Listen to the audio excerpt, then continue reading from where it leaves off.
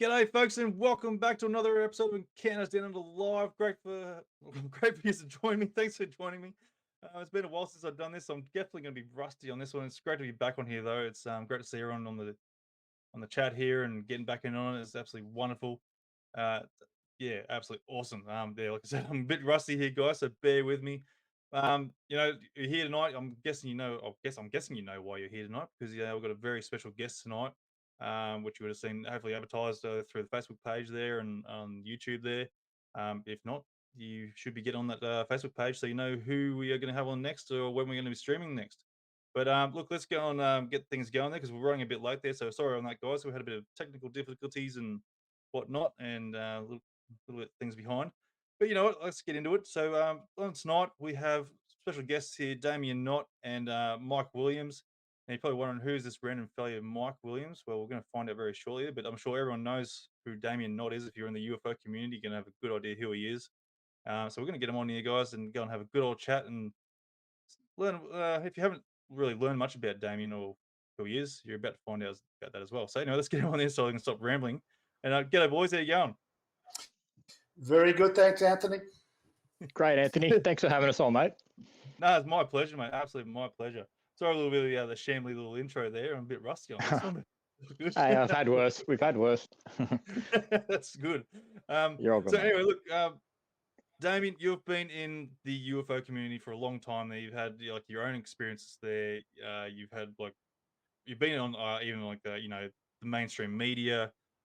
Talking with them there, I can't say they would have been the best experiences that you've had with them, to say the least. But but you've been out in the forefront basically when it comes to the UFO community, trying to uncover the truth or explain the truth in that regard. Like, mate, how have you been? Like, I suppose what we should really be starting with, like how have you been so far? Like, how's things where you're at now? Where I'm at now, kind of at a crossroads, which I've just passed over, and I realised that, life's taking me in a different way now, and there's not much I can really do about it, and I have to leave the UFO field, leave all this craziness behind, and just enjoy, what time I got left. So that's pretty much where I'm at now. Yeah, fair enough. Like we'll dive down a bit deeper into what's been going on there, but we'll get on to Mike there. And Mike, welcome to the show, mate. Great having you on. Now, a lot of people, such as myself too, like I'm not really aware of who or what you are, and when it comes to this sort of community, like you're a good friend of Damien's there, as we were talking before a little bit. But mate, like introduce yourself, mate. Let us know who you are. Is he there? Sorry, you dropped out. My name is Mike Williams. I'm the elders of Weird Stuff, not in a good way. I'm 64 years old. In 1970, I started collecting books on weird stuff. I thought in about 1990, I thought it'd be much more interesting rather than just reading about people's experiences if I started traveling and interviewing people and looking for the phenomena itself. And that's where I am. I'm known basically to the UFO community because I don't just stay in the UFO community. I float between UFOs, ghosts, Forteans, magic, poltergeists, crypto. Forteana. I've done one book on the Australian big cats, the folklore of that. So I hide behind the term folklorist, or I collect folklore. Obviously, a lot of the stuff I'm interested in and the people I'm interviewing, it's not just folklore and nothing else than that. It's based on real experiences some of the time, and out of real historical events, sometimes you get folklore associated with real things. So I hide behind folklore to make it look like I'm not barking mad. That's probably not a bad way of doing it too. Like you're uncovering the truth, but hiding behind a good little wall there. That's good. So what's your relationship when it comes to Damien? Like, how did you two sort of, bump Well, about 12 I was sent an email from a guy that was working part-time in the army as I think he was a medic, and that segues into something else mildly interesting as well. And it sent me the link to some of Damien's photos and videos, and I was looking through them and going, oh yeah, whatever. And then some of the videos, I thought, oh, that's a bit odd. So I've turned up with this guy, and we didn't see much, but I could see Damien was fairly keen on the subject. He was representing MUFON Australia.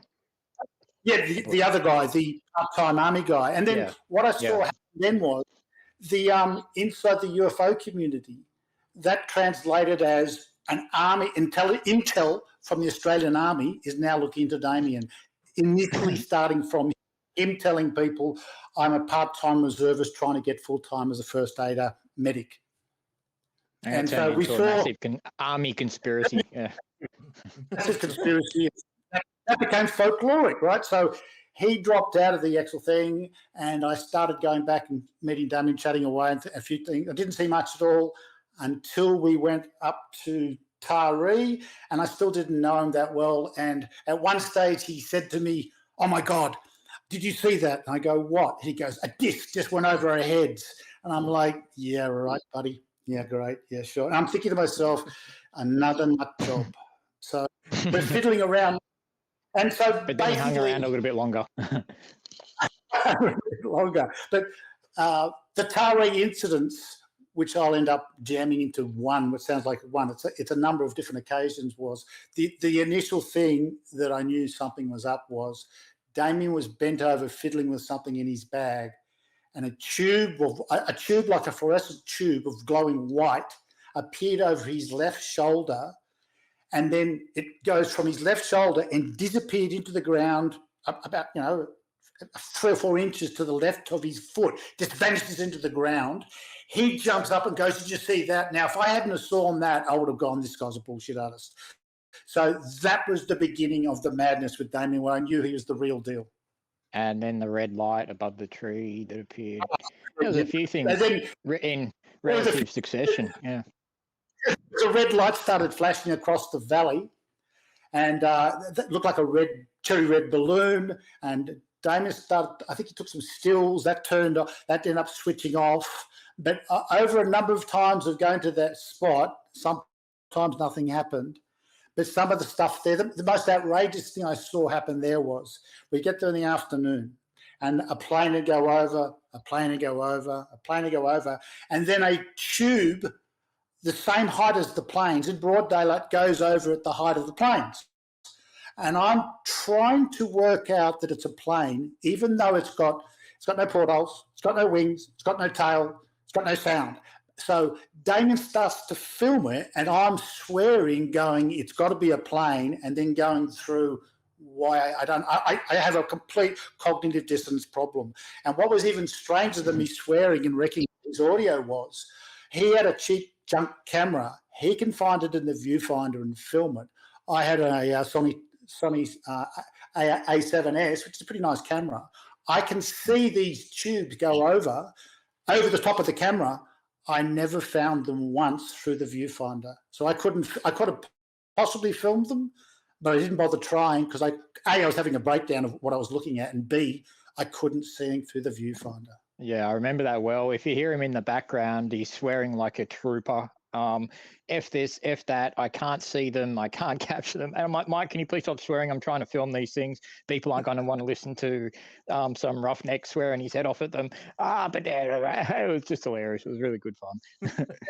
It was like bogus breakdowns. It was really bad. And another time we had the passive infrared detectors about 50 meters behind us. And when we go back and go through the footage, there was a magnetometer in front of them. So the magnetometer was working when there was a break in the localized magnetic fields. It would make a high-pitched hum. So something near the magnetometer and near the PIRs was breaking repeatedly the magnetic field around the magnetometer. So when we play back the actual passive infrared, which are working off infrared, not movement, something is right up close to the camera of the passive infrared trail camera, and it's going back and forth, over and over and over, but it's blurring out. We can't see what it was. And then Damien let the camera Damien let It was black and Damien let white. the camera. Damien let the camera run, and later on he was picking up all these things like an organic stick appearing up in the skies and just squiggling off into different distances. It's a crazy place sometimes. Yeah, that event actually happened at the same time that myself and Lance were at Tipperary, where that light flew into the ground over my shoulder. That was on the same night where I caught 13 of the lights behind us in the valley that we had our back turned to. I had the camera on. We didn't notice till the next morning. We caught 13 of the same lights coming in, and one even appearing horizontally above the mountain range, taking full form. And you can even see little porthole windows, like it appears out of nowhere, and then it takes form and moves out of the camera view. And that was just incredible. And so whatever those lights were that we caught in the sky, coming and changing direction and flying into the ground, making no noise, that's what we saw, Mike, what we caught on the video. Whatever that phenomenon is, I gather it is part of the UFO phenomenon, but it could be something, cosmic rays or something. I've gone down a whole bunch of routes trying to find out what this thing is, but yeah, it's still unknown, unfortunately. When you're going up, when we had the Canadian film crew, we start at the bottom of the hill, and Damien's cameras, because he's had problems with batteries, Damien's cameras all charged. And then we go partly up the hill, and Damien goes, and I should have filmed it. Damien shows me the camera. Was it half or a third down already? Oh, it was like halfway empty by the 5-minute trip up the hill, and then by the time we got up the hill, like 8 minutes away, it was fully empty. All the batteries are empty. Yeah, that happened a few times, didn't it, around sightings? Get out. Your gear, though. That's why. Yeah, but only your stuff. If you're ever with Damien, do not let him touch any of your camera gear. Can I claim an insurance at least? Yeah, probably not. I don't think anyone would insure me. That's definitely. Well, they can insure the gear, mate. You can go and touch it, and then it's like, oh no, it's broken. Now I can get. Yeah, that's part of the clause. If Damo goes near it, don't. I don't know what it is, but yeah, I go through a lot of computers, a lot of mobile phones. Everything dies on me, cameras, you name it. But it's usually when we go out investigating stuff. Well, Mike reckons it's me, but I think it's not me. It's the phenomenon. He thinks I'm a freak. I am a freak, but not that kind of freak. So it's the Kavorka. The Seinfeld term is. Well, that's what Mike calls it, the Kavorka, based on that Seinfeld episode where he walks around and he's got the Kavorka and all the good stuff and weird stuff's happening and whatnot. But my life's always been like that, so it's just another thing for me. I don't see it as weird, but it has come to affect me in a negative way. I must say, more health-wise than anything, and hence, this is why I need to fly off into the sunset and do my thing. Yeah, no, that's right. So look, mate, Damien, run us through like where things first sort of started for you when you came to the UFO scene. Okay, first encounter, or where it all started, basically. Yeah, sure. Well, when I was 9 years old, I was living in Western Sydney at a place called Blacktown. I was coming back from a friend's place. It was a Sunday afternoon. I remember it was like it was yesterday. Those points in life that you remember that had such an impact. And I looked above me. I got to the top of the hill on the street adjacent to ours. And I don't know why to this day, but it's happened a few times since. But I looked up and there's a light just sitting there. And it was literally probably about 15, 20 feet above myself, maybe the size of a basketball, maybe a little bit bigger, just follow me. And basically I had a skateboard under my arm. I was going to go down the rest of the hill on the skateboard, but I just was curious about this thing, kept watching it, and I would stop and I noticed it would stop moving above me. And the whole sighting only lasted maybe 13 to 15 seconds, but it seemed like a lot longer than that. And I remember at first not being frightened, just being sussing out what it was, what this is, and thinking, is it a plane? What is it? It's really close. I've never seen anything like that. And then but then I got freaked out, and I remember just chucking the board under my arm and running the rest of the way home. After about not long after seeing this thing and watching it stop when I would stop walking, and then continue when I would continue, and then it just I didn't see where it left or if it followed me. I just ran, and I remember getting home and jumped up on the big, launched myself onto the balcony, went inside, and I told my mum I was really excited. And my mum said to me, she goes, "Oh, no, it was probably just a plane." And even at that age, I knew it couldn't have been a plane. I'd seen planes before as a 9-year-old, and I sort of argued with her for a sec, but then I just let it go, and then didn't do much about it. got a little bit of interest in it, but I was a kid, so I was doing sports and other things, and to take my mind off stuff. 3 years later, when I was 12, I was over at my father's place for weekend visitation, and he had his family there, and my half brothers and step brothers, sorry, and it was a hot summer night. We're out in the backyard, and we're just looking up at the sky and just watching the stars and that, and trying to cool down and having a laugh as you do as a kid. And then the next second, the same red light that was there 3 years earlier has appeared out of nowhere directly above us and started flying around like vast distances of the sky. It would stop and then go in a completely different direction. It was like doing a light show. And after about like a minute or two of this thing just zipping around, and my brothers seeing it and me pointing it out to them, and eventually another light was like a bluish yellow, like a strange blue, beautiful blue light came into play, and it was the same size as the other red light. Anyway, it started chasing the red light, well, seemed to be chasing the red light around the sky. That's what the three of us thought at the time. It was like it was trying to catch up with the red light, and it would cross vast distances and then would go to where the red light just was, and then the red light would go off in another direction and the blue light would follow. This happened for about another 3 to 4 minutes before another light came in. It was like a greenish yellow light, and did the same thing for another 10 minutes or so. It was one of the longest sightings I've had in my life, and I was just lucky I had my my stepbrothers there with me. I've got step and half brothers, but and so, yeah, it was really interesting. And for years after that, that would be something whenever we'd catch up, we'd talk about it, that sighting, because it was pretty impactful. And it was that sighting that convinced me that, hey, there's something crazy to this. It's incredible. It's amazing. And then I started going to the school library, and I started borrowing books about phenomenon and UFOs and ghosts and all this kind of stuff. And so, yeah, I've had an interest from a young age in it, and just trying to find out what it was.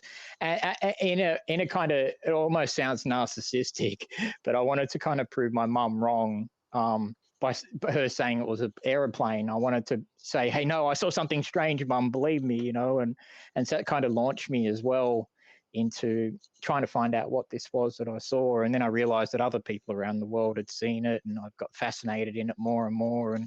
And just like everyone else who gets into it, like I just wanted to find an answer. That's pretty much it. And I mean, we've had a lot of experiences up to this date, and I've had a lot of luck with UFOs in the sense that when they appear, like I've had them appear while documentary makers have been here from the US and Canada and here in Australia, multiple documentaries, and that hasn't happened before. It's a really rare thing for them to do that. And I know that I don't know what the connection. I know I have some strange connection with the phenomenon because it's turned up so many times in my life at the strangest times, and it knows me, and I feel like I know it, but I don't, and it drives me crazy. And I feel like I know what it is, but I don't. The human part of me doesn't know what it is, and yeah. So I guess I'll always be trying to find answers. But one thing that I won't do is lie to people and say, oh, okay, it's the Pleiadians from here, and they're telling you this, or they're telling me this. The aliens don't talk to me, so I'm either too crazy for the aliens, or they're not talking to anyone. So, I mean, it's really hard to say. But at the end of the day, I wouldn't trust anything they tell me, because there is a trickster element to the phenomenon, and it's not as nice and pleasant as what people make it out to be, or what people would like to think it is, such as, going back to the 60s and 70s, or the contactee phenomenon, where aliens would speak to certain individuals and they'd get a big following around themselves, and aliens would constantly change what they're telling them, and the nuclear weapons are bad and they're here to help us with their technology. No, they're not. And sorry, everyone, but they're not here to help us with technology. They're not here to help us with anything. They are monitoring and pretty much trying to not stick their fingers in too much into the pie. But at the same time, I believe that they've been steering us in certain directions for a very, very long time. And for whatever reason, who knows? But if they created us, it would make a lot of sense that they would want to monitor us without interfering too much. But who really knows? At the end of the day, there's so many questions. And, it's really frustrating to have a lot of evidence, but no real answers. And so a lot of the UFO field is made up of conjecture.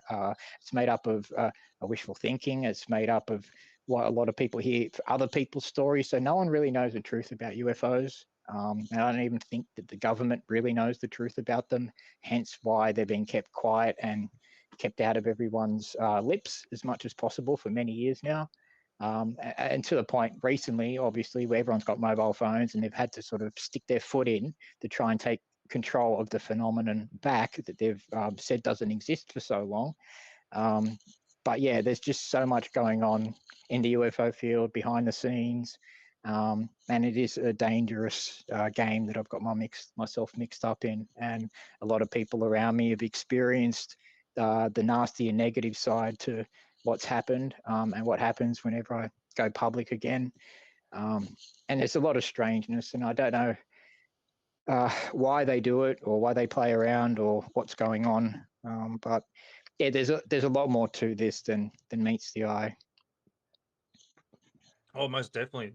Like when you're saying like it's a nasty playground, isn't it? When it comes to the UFO community, with everything that goes on. Like everyone seems to want to try and be the right person who's going to give you the answers, but then someone turns around and goes, "No, you're full of shit." And it's like, we're supposed to be working together here to try and get the answers. Like, why is everyone so against each other? Like saying, "Oh no, you're full of shit. No, you're full of shit." And Human ego. Everyone wants to be the one, wants to be the man. Everyone wants to be the expert. Everyone wants to be the person who who discloses it to the world. It's the next big thing, basically. So you've got people stepping on each other's backs just to put their hand up and say, "I'm the man," you know. And I'm not that type of person. So I would rather happily back away and just let the dogs eat each other, because as far as I'm concerned, I've just told the truth as much as I can. And the truth is, I don't know what I'm dealing with. And that's not exciting enough it's not as exciting as someone who's saying that I've been abducted every night and the aliens tell me this and that. And I don't have a story like that, unfortunately. And my story is more aligned with, or the way it's ended or going to end is more in line with a lot of the older sightings, like in Brazil, where UFOs, the nasty side of UFOs, where UFOs actually have attacked humans, and it's been investigated and reported and stuff like that. So I've come across another part of the UFO field, and one thing that I've never told the public, which I wanted to say tonight, and something that we've put together through medical reports, and going back to the incident where Mike was speaking about at Tipperary, where the light flew into the ground next to me. Well, basically, not long after that, I started losing my teeth. My bones started getting worse. And this was, 12 years ago. And then literally after the second event 4 years ago, everything has just gotten a million times worse. And basically the bones in my body, I've been told 4 years ago I had the bones of a 95-year-old woman and it was so rare, and it just doesn't happen to men your age, and what's going on, and no one can work out why. And obviously I know why, but you can't just go up to a doctor and say, "Hey, I've had a UFO flash a light at me or appear over my shoulder and burn me." And because the doctor would just think you're absolutely insane. And I had this like 10 years ago when I was here, 12 years ago, sorry, when I was in Dunedoo last. And I saw a doctor in Dunedoo. And not long after, I actually had a migraine for 2 days after seeing a UFO up close in the backyard. And this doctor said to me, it was just a GP, but he said to me, so what do you think could be causing the migraines? And just to test him out, I said, well, I saw a bright light above my backyard a couple of days ago. And straight away, he twisted around on his chair, started typing something on his computer. And mind you, I've gone in to get some migraine medication to get rid of this headache. And he printed something out, gave me a piece of paper and said, before I can help you, I wanted you to take this down to this address.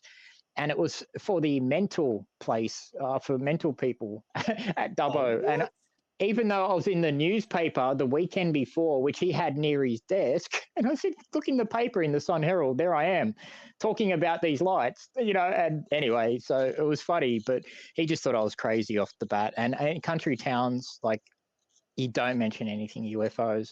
Unfortunately, I've become a bit of a pariah here. A lot of people know there's a lot of old-fashioned people who don't believe in that stuff, and so you're an instant bad person or an evil person. Or see, there's a lot of people who think that this is demonic, and so I've been attacked by Christians for 12 years, Catholics for 12 years. All people all around the world have attacked me. Other people have loved me. Some people think I'm Lucifer, Jesus. It is insane, this whole thing, and I really I can't do it anymore. I need to concentrate on my own health. And what's happened is basically over the last year or whatever, I've lost a lot of weight. I've gotten really gaunt. So I've lost a lot of muscle mass.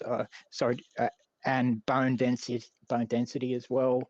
And no one can really help me. No one can deal with it. They can't give me the regular osteoporosis treatment that they give to old people because of side effects like necrosis of the jaw and stuff like that.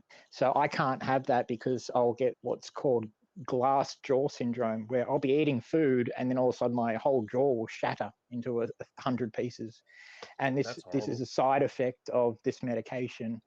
And so, they can't do anything to help me. So basically, I'm constantly fracturing my spine by doing things like opening doors, turning taps on. I have, I think, several vertebrae that are completely squashed and fractured in my back. And so no one can tell me why. Of course, I'm not opening my mouth out about the UFOs anymore to doctors or anything like that. They don't seem to handle that stuff kind of well. And so, it becomes a really lonely road when you're dealing with this, and there's not really anyone or not many people out there that can really understand what you're going through, and no help from any doctors as well. And this is why I was really disappointed when it came out in the Pentagon with the UFO report with the 100 people like myself that were studied by the CIA, and I realized after that and after several months that, nobody can help me with this. And I need to do what I have to do. I can't keep sticking my neck out, hoping that some doctor around the world is going to have some kind of answer that could help save my life. Because I'm going downhill really badly and literally down to 57 kilos now. And that's like grossly underweight for my height, apparently. And so I've got a lot of issues. I get a lot of migraines all the time, and I just in pain most days. And I'm on some heavy medication. Like just for instance, I broke my thumb yesterday turning a tap on. And so it's these kind of things are just constantly happening. I make plans, and then and so I'm going somewhere soon. I'm getting out of the town and leaving for calmer waters, so to speak. And I'm going to try and leave this whole UFO thing behind me. And then when I get into this better environment and whatnot, hopefully I can start enjoying some of my life, what's left, and and go from there, kind of thing. But there's been so much happen, man, over the last few years. It's just I could be here for 4 hours talking about it all, and literally I would do too, because I like to go off on tangents. Ask Mike. I'm pretty bad like that, but But so I'll shut up for now and let you do some talking to Mike. But that's pretty much like the crux of everything for me. I've been very lucky when it comes to some things with UFOs, with them appearing in documentaries after presentations, stuff like that. But in other ways, like how they've made me unwell, I'm definitely I'm not too lucky in that respect. But at the same time, I've got no one to blame but myself. I've made this my life for the last 36 years, and I've pushed aside everything else, everything in my life, just for this answer. Like it's been like an absolute, and it's drained me as a human.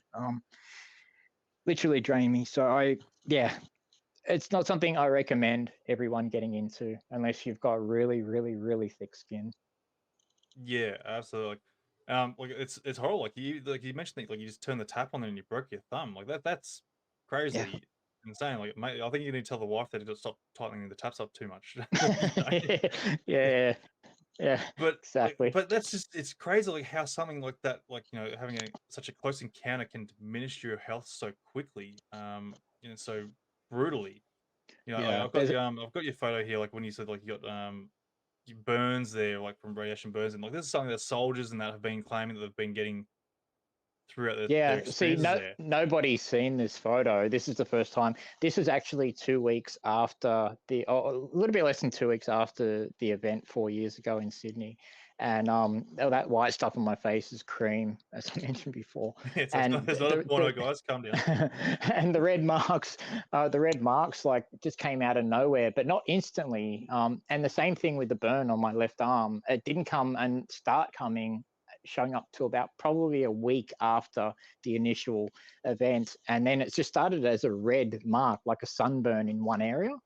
And it didn't hurt to touch or anything like that. And then all of a sudden, about 2 weeks after it appeared, or it just started blistering, and it turned green. I've never seen a green blister before. It was insane.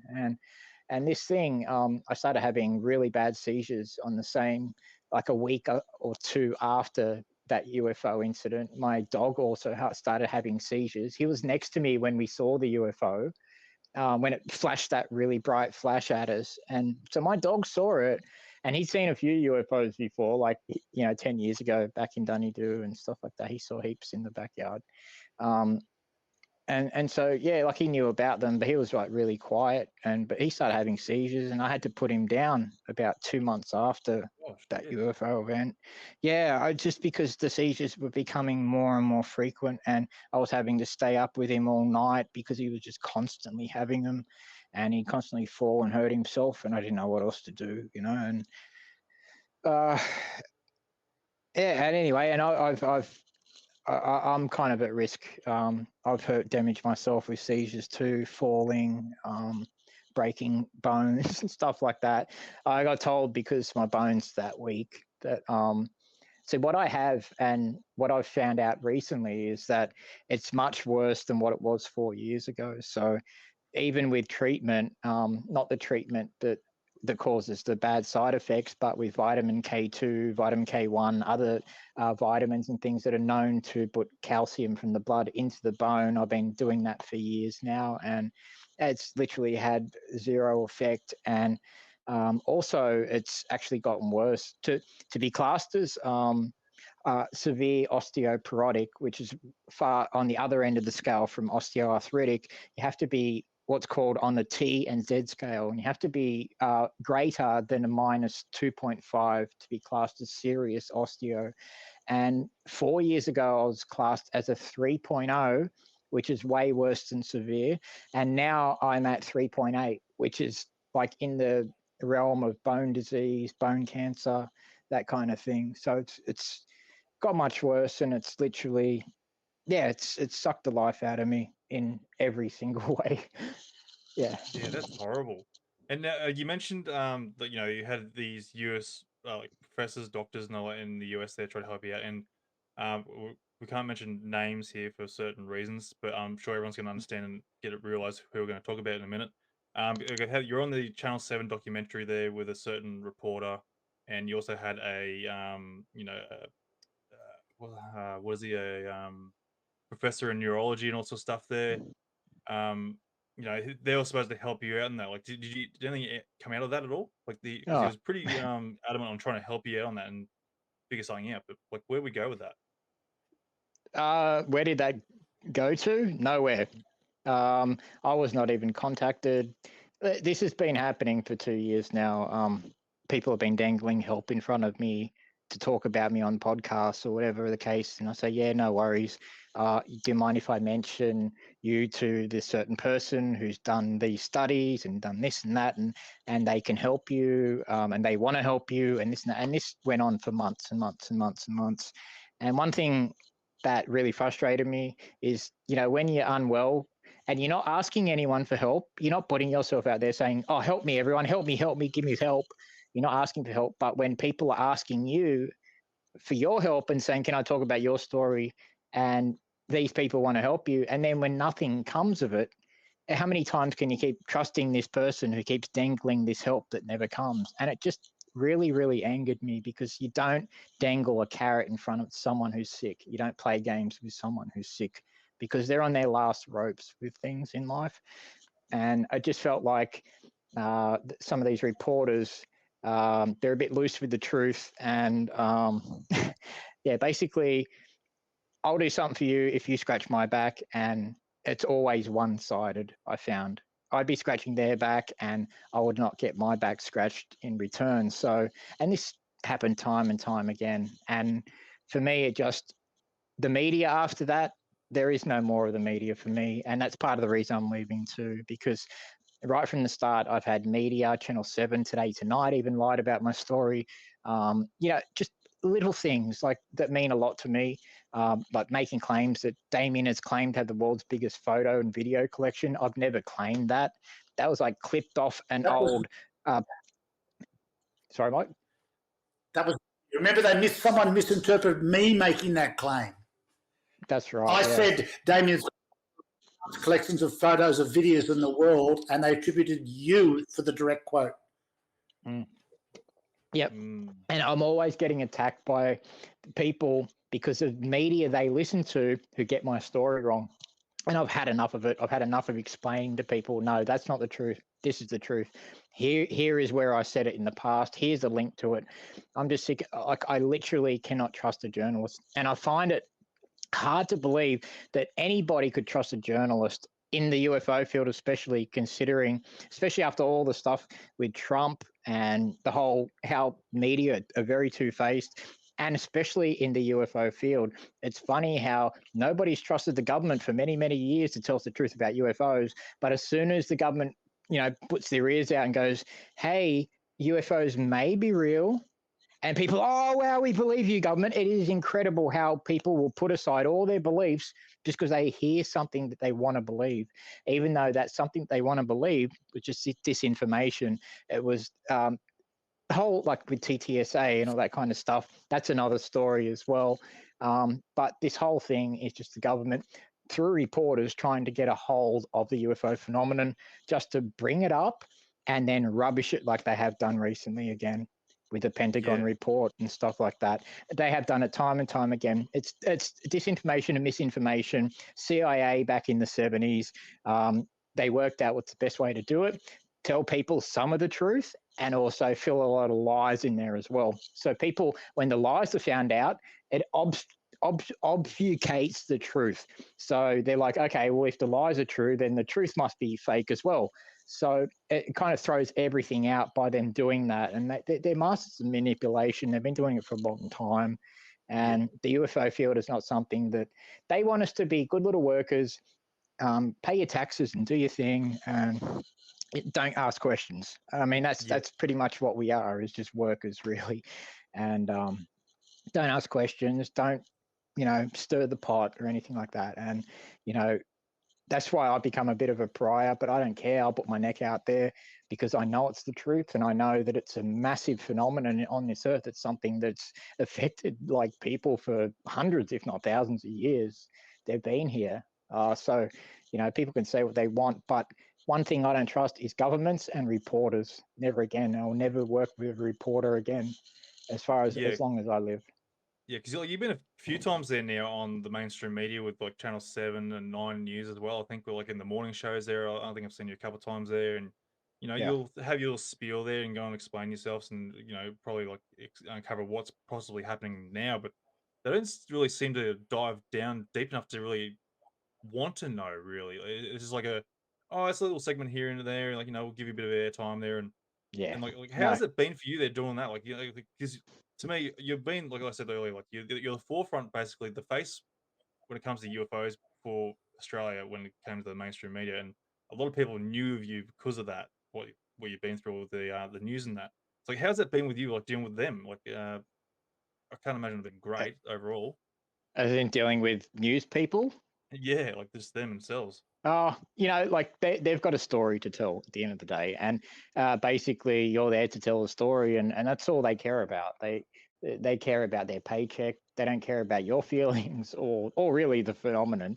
I mean, Liz, I think Liz Wheeler, the reporter, she was lovely at Channel 9. And in between the breaks, she'd lean over and say, "Oh, so is it really true? Are they real?" And I'll be, "Yeah, they're real." And she's like, "Oh," she was all giddy like a schoolgirl. I was like, "Oh, awesome." And she was funny and she was right into it. But then, so it's just an interesting for them. Like most people will never see a UFO in their life.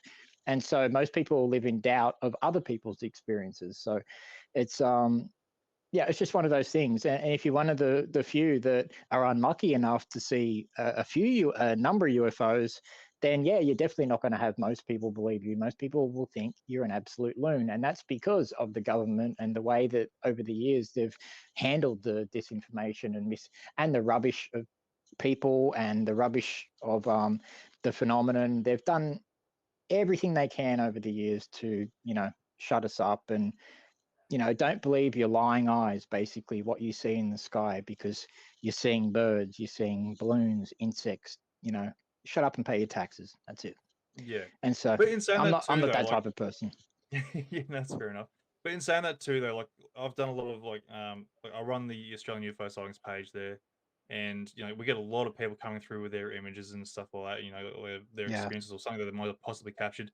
But a lot of the time, it is a misidentification, something that they don't understand, or they've thought, Yeah. "Oh yeah, it's a UFO! Quick, we've got to go and like share it and get all excited and like I'd Yeah, love to like it is easy to do. Like if you're standing there, you yeah take 2 or 3 photos in a row, right? And you capture something in the middle photo, and you're like, "Oh, what's that? Could be interesting." yeah 95% of the time, it'll be an insect or a bird, yeah something close to the lens, or whatever. But what's undeniable is the large or the small balls of light that fly off in different directions. Something like that can't be misinterpreted as something. But for me, I mean, in the beginning, when I first got into photography 12 years ago, I had no idea about photography. I had no idea about lenses, anything like that. Like I was not versed in it. But I made a mistake a few times myself where I would capture insects and go, "Oh, wow, that is actually exciting," because I had no idea. And that's what a lot of people out there, until they really get into photography, so over the last decade, I've purchased, I think, 52 cameras. Now I've sold most of them now. I think I've got 4 or 5 left. But I've gone through and I would just literally stay outside for hours and hours photographing insects, photographing birds at all distances, shutter speeds, you name it, like with different cameras to see, because different megapixels and different companies, they look different. And so I'd noticed that too. I'd get sent a lot of photos when I went public, and a lot of people would be capturing birds and insects. And a lot of people don't want to hear that they're capturing birds or insects yeah either. I know And they get a bit angry about it. But don't they what oh, you have to understand that it's an easy mistake to make. But yeah if you realize that it's fake and then keep pushing it, then that's another story as well. But yes a lot of people want to think that, oh yeah, because an insect can actually look, you get the green bottle fly, and when they fly around and they reflect the sun at a certain angle, they can look just like a green metallic UFO. And I've captured a couple. They're hard to capture, but just at the right angle, you could go, "Oh, wow, that's fantastic." But you always have to watch out when you get sent, and people trying to fool you as well, or trying to get famous through you, or trying to get you to promote their stuff, or you to promote them. So there's a lot of people out there like that too. And I've been sent a lot of stuff, and people trying to get me to authenticate things for them so they can go and sell their photos. And I'm like, no, I don't really authenticate people's stuff so you can go and sell it. I make no money off ufology. So I purposely make no money. And I don't want to. And I've turned down a lot of stuff because I don't want to be, it's not a field I want to make money out of. It's something I want to contribute to, not take from. And I don't want to leave this world with people going, "Oh yeah, he caught some great stuff and he's seen some great stuff, but he took heaps of money, so he was in it for the money." And that's what people yeah say. And when I was a kid and I'd read the books and stuff from the 70s and 80s, and there'd always be, there'd be some skeptic going, "Oh yeah, but he did a bunch of talks and presentations, so therefore he was doing it for money." And that's enough to bring in a lot of people's minds that person down and bring down their credibility, just for some people saying that. So I didn't want to give people that ammunition to use against me, because I'm not in this for myself. Well, I was in the beginning. I was in it for answers, to tell you the truth. But the more when I went public and people would reach out to me, I realized that it was a really deep phenomenon that affects a lot of people around this world, and a lot of people that can't talk about it, keep it to themselves. And and it's good in a ways, because I have a lot of people contact me who share their sightings that they can't talk about with other people. But thankfully, it's changing nowadays too, and there's a lot of people that are more open-minded about it. And it doesn't have the stigma that was attached to it, even though there is still a stigma attached, unfortunately. Yeah. And the government And aren't helping in any way with this, because through reporters, they're giving out hoax stories, like crashed UFO sources in Italy, right? That was one of the stories that came out on the news recently, and that was a hoax story. Yeah, that was a hoax story from a long time ago, and that was already long debunked. But it comes out of government whistleblowers, and a whole bunch of them that you don't know who they are. Very strange, but if a whole bunch of them are telling the truth, then it must be true. Hey, Mike. Yeah, Is there someone? the old multiple witnesses. The multiple witnesses that are reporting the same hoax. That was the joke. Yeah, that's right. So it must Wow. be true in some reporters' minds. It must be true if a whole bunch of secret government people are saying the same thing. So it must be true. I mean, these people aren't whistleblowers, because they're not sticking their necks out. No one knows who they are. They could be anyone, or they could be nobody. And so, as far as I'm concerned, if like Mike or myself came out with like a story about a UFO, a giant UFO under a landmark, and then said, "Oh, we can't talk about it but we can tell you the story," we would have been laughed out of the UFO field a long time ago for telling stories. But reporters can now come in, tell a whole bunch of stories to obfuscate the truth. Sorry, but and just spread a little bit of truth and a little bit of disinformation. And so it's not really a good thing for someone to say, "Oh yeah, there's." I know the truth about a massive UFO under a landmark, but I can't tell anybody because someone somewhere might get offended or hurt. I mean, that's just showboating to me, and that's not something that a journalist should be doing. And also, like I'd like to say, there is no experts in this field. There's people like some of us who've experienced the phenomenon, who've researched it, studied it in every single way in your whole lives, and we don't class ourselves as experts, because if you're true to yourself and you actually have experienced the phenomenon, you'll know that you're more in the dark than when you first started pondering what it was. When I was 12, I thought it was aliens from Mars, like everyone else, right?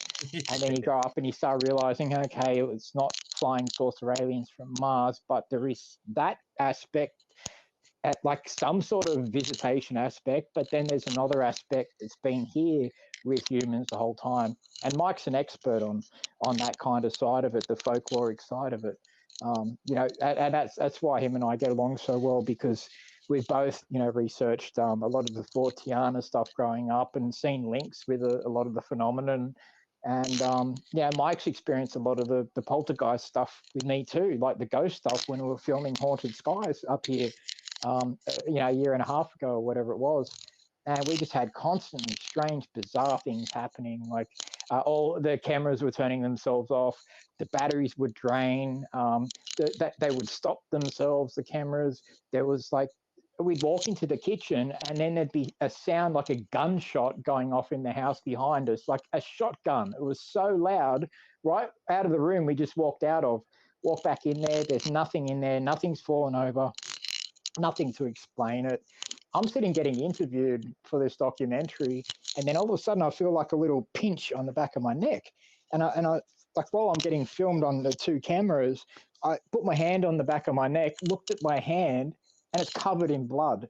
I'm like, what's going on? Yeah, it was bizarre. And so I stopped filming, and Mike's come over. I'm like, what's going on? And all of a sudden there's just blood. And Mike's looking at my neck, and he's like, there's like these strange scratches on your neck, and there's a little hole, and there's like blood coming out of this hole in my neck, like a size of a pin, like something had gone right through into, while I was talking on the camera. It was, and we've had I've had a lot of this weird stuff happen, and I know that there is some weird connection with UFOs and paranormal phenomenon, and Yeah. whatever that connection is, I mean, it does show up on, certain meters, EMF meters, stuff like that, magnetometers, and it shows up in very similar ways. Animals react in, similar ways to it, and there's a few other coincidences, but yeah, it's just more questions, man, more questions. The more you ask, the more questions you have, really. Oh, and that's the worst thing about this field, isn't it? Like you can just keep going on forever and ever with more questions. You're never going to find the answers, and that's the most frustrating part of the whole thing. Like you Yeah, could have. I'm going to be talking to 100 people, then, and I won't have a single idea of like where we're going with this now. Like because like someone's going to have a different theory, and it's like, are they on the right path or is it the wrong path? It's like where's this going to go? Like where are we going to get a straight and narrow answer? Of what yeah. everything is, That like and how that it is. that's the thing Mike will tell you about. There is no straight and narrow answer with this, unfortunately. And like I wish there was, man. Whenever you put your finger on the pulse of something and you think you have an answer, you're even further away from the truth. And all I do know is that I've experienced in my life, I've experienced both the paranormal side of things. Like I remember when I was 15 and my grandmother died, and I remember just sitting up in the room was completely dark, and I sat up. I hadn't seen her for a little while, and or spoken to her, and she was just dying of emphysema. And all of a sudden, I just felt this insane. I can't explain it. I sat up in my bed. The room was pitch black. I started bawling my eyes out, talking to my nan in the room. I didn't see her, but I knew she was there. And I know I can't explain it. I can't. Anyway, just as quick as it started, and I was saying, I'm sorry, Nan, I love you so much. And I lied back down on my bed, fell straight back to sleep, woke up in the morning, and there was a phone call for me from my grandfather saying, your Nan passed away last night. And I was like, what? I knew it. And I said that to him, and he didn't take that too well. He just thought, okay, this guy's a bit weird. He knew what you, yeah, but it was like she came and visited me. I've had many other things like that happen in my life. I've seen like people, like an old man walk towards me. I look away and look back, and there he's gone. He's gone, and there's no way. And I went outside and I looked everywhere, up and down the street. There was no cars, no anything. There's no way. He's walking down really slowly to the door, and then I just look back and he's gone. And I've seen some just bizarre things, man. But these UFOs, whatever they are, they seem to like to harass me sometimes. And yeah, they play games, and it is really strange. And there is a thing about them being tricksters, and that's why I couldn't trust anything they say if they did speak to me. But they don't. So that leads me to my next question then too. Like obviously with such an involvement in UFOs and talking to so many other people there, and a lot of people claiming they can speak to other beings there. What's your thoughts on that whole concept? Like, do you think it's an actual thing? Is it? I don't know. Like, what would you call it? It is. Look, it is hard to say. There could be. I think it is a lot of humans that are saying that want something in their life like that to happen. They want people around them to believe that this has happened to them. So they take from old stories where it's happened or not happened to other people in the past. I'm not saying that it's not true at all, because I know that there is a deep, strange part of this phenomenon, and it does affect people in different ways, and it does do different things. There is the phenomenon about, I don't know if you know Jane Pooley. Yep. She was a lady. Yeah, she'd had, with the babies and was implanted and stuff like that. Yeah, I've had her on the podcast before. Lovely lady. Yeah, she's nice. And then she went on, I think it was Channel 10 a couple of years back, and she passed 2 lie detector tests. So she at least believes what she's saying is the truth about what they did to her with the babies, and came and took the babies and everything. And so look, there is that aspect to it, and there's a strangeness aspect to crop circles as well, which Mike can tell you more about. There's some strange things, little aspects to certain things, but I think humans elaborate a lot as well. And as you know, the human ego and all that kind of stuff too. And yeah, there's a lot of people in this field that want something like that to happen, and I guarantee you that you do not want this to happen to you. If it does happen, you don't want it. That's all I got to say, because I'm not going to call anyone liars or anything like that. I'm not here to blast anyone or put anyone on notice or heat or whatever. I'm just telling the truth about the way I see the phenomenon, and my experiences with people, my experiences with. I've met some lovely people in this field, and I've met some absolute cretins as well, and people who people who are actually really. What's the word? Two-faced. Yeah, that's the word. Yeah. And there's a lot of that in this field. There'll be people who'll be friends with you on Facebook and then liking your posts, and they're rubbishing you behind your back, telling people they won't have you talk at their UFO group ever again because you only capture balls of light. Like stuff, like crazy dumb stuff like that. The truth is they just don't like you themselves, but they have to make up stories and rubbish you to everyone else. And I could put these people on notice, but I've promised other people that I will not say anything about them, and they can go and live their life. But what I will tell you is that most people who are, except for probably one or two groups in Australia, most people who are presidents of UFO groups really know little to nothing about UFOs at all. And most of them have never even seen a UFO or experienced it. This is why I find people are like journalists who talk about other people's stories. They're now classed as experts in a subject they've never seen or experienced themselves, but somehow they're an expert in it by telling someone else's story about that subject. It makes no sense to me, and it does my head in. And now these so-called UFO experts, these reporters, are now passing people's videos that they're getting sent as the real deal, which are obviously hoaxes.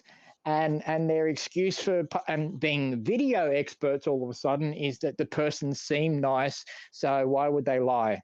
And I mean, it just why are we doing anything that Mike and I have been doing, trying to get some actual credibility to the subject, when someone can just come in like a reporter, tell a whole bunch of lies to people, and then all of a sudden become an expert in something that it's like a delivery, a post office worker who's never delivered a letter, or a cop who's never seen a criminal.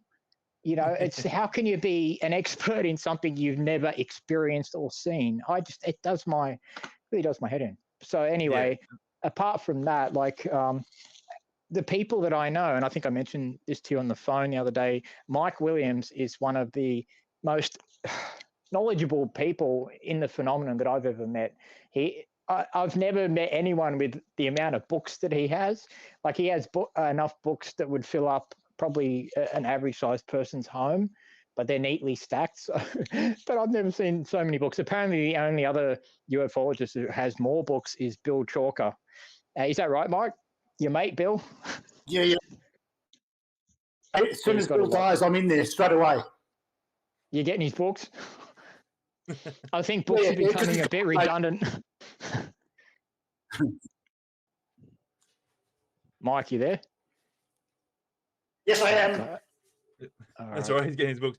But yeah, like you said, like, a lot of people claim they're experts there, and like, I for one, I agree with you. I don't think anyone's a expert in this, what do you call it now?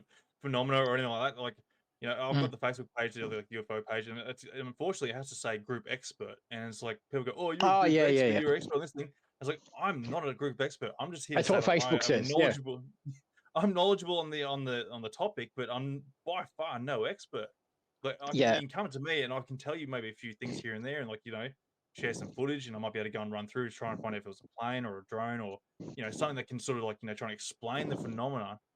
And then like saying people crack the shits because you're not going to go and tell them it's a little green man flying a spacecraft. And it's like, well, I can't give you that answer because I can't see the evidence behind that. I know exactly what you're going through there, because I went through the same thing a decade ago, and when I would get all those cameras basically and start training myself to learn to what to look for basically in insects and birds and stuff like that, that's when I found out what things look like, that kind of stuff. So I put that up on the old website, the AAPI website, and I literally was attacked by so many people who would send me pictures of insects because I'm showing my pictures of insects, and basically I rubbished a lot of my old footage, the first stuff that I took when I was like going, oh wow, this is great, UFOs are everywhere. Turns out they're insects. And and I'm like, but because I tried to train myself to not be deluded, And then I was honest and open about it publicly and said, yeah, I've made a mistake. And these are real UFOs. This is not. Here's a misidentifications part of the website. So I put that out there for everyone. And it ruffled a lot of feathers because it was like the UFO field thought I was completely rubbishing everyone and all of their pictures and all of that. No, I'm not. I was just trying to bring a bit of light to the subject and bring a bit of truth and honesty to it instead of all of your stories and all of your little ego trips. And like the field is just full of a lot of people, disenfranchised people, a lot of people. What do you say, Mike? It's an out there field full of out there people or something like that. It's not a very good field for attracting the highest intellect, unfortunately. It's the profound attracts the profane. Yeah. That's one way to put it.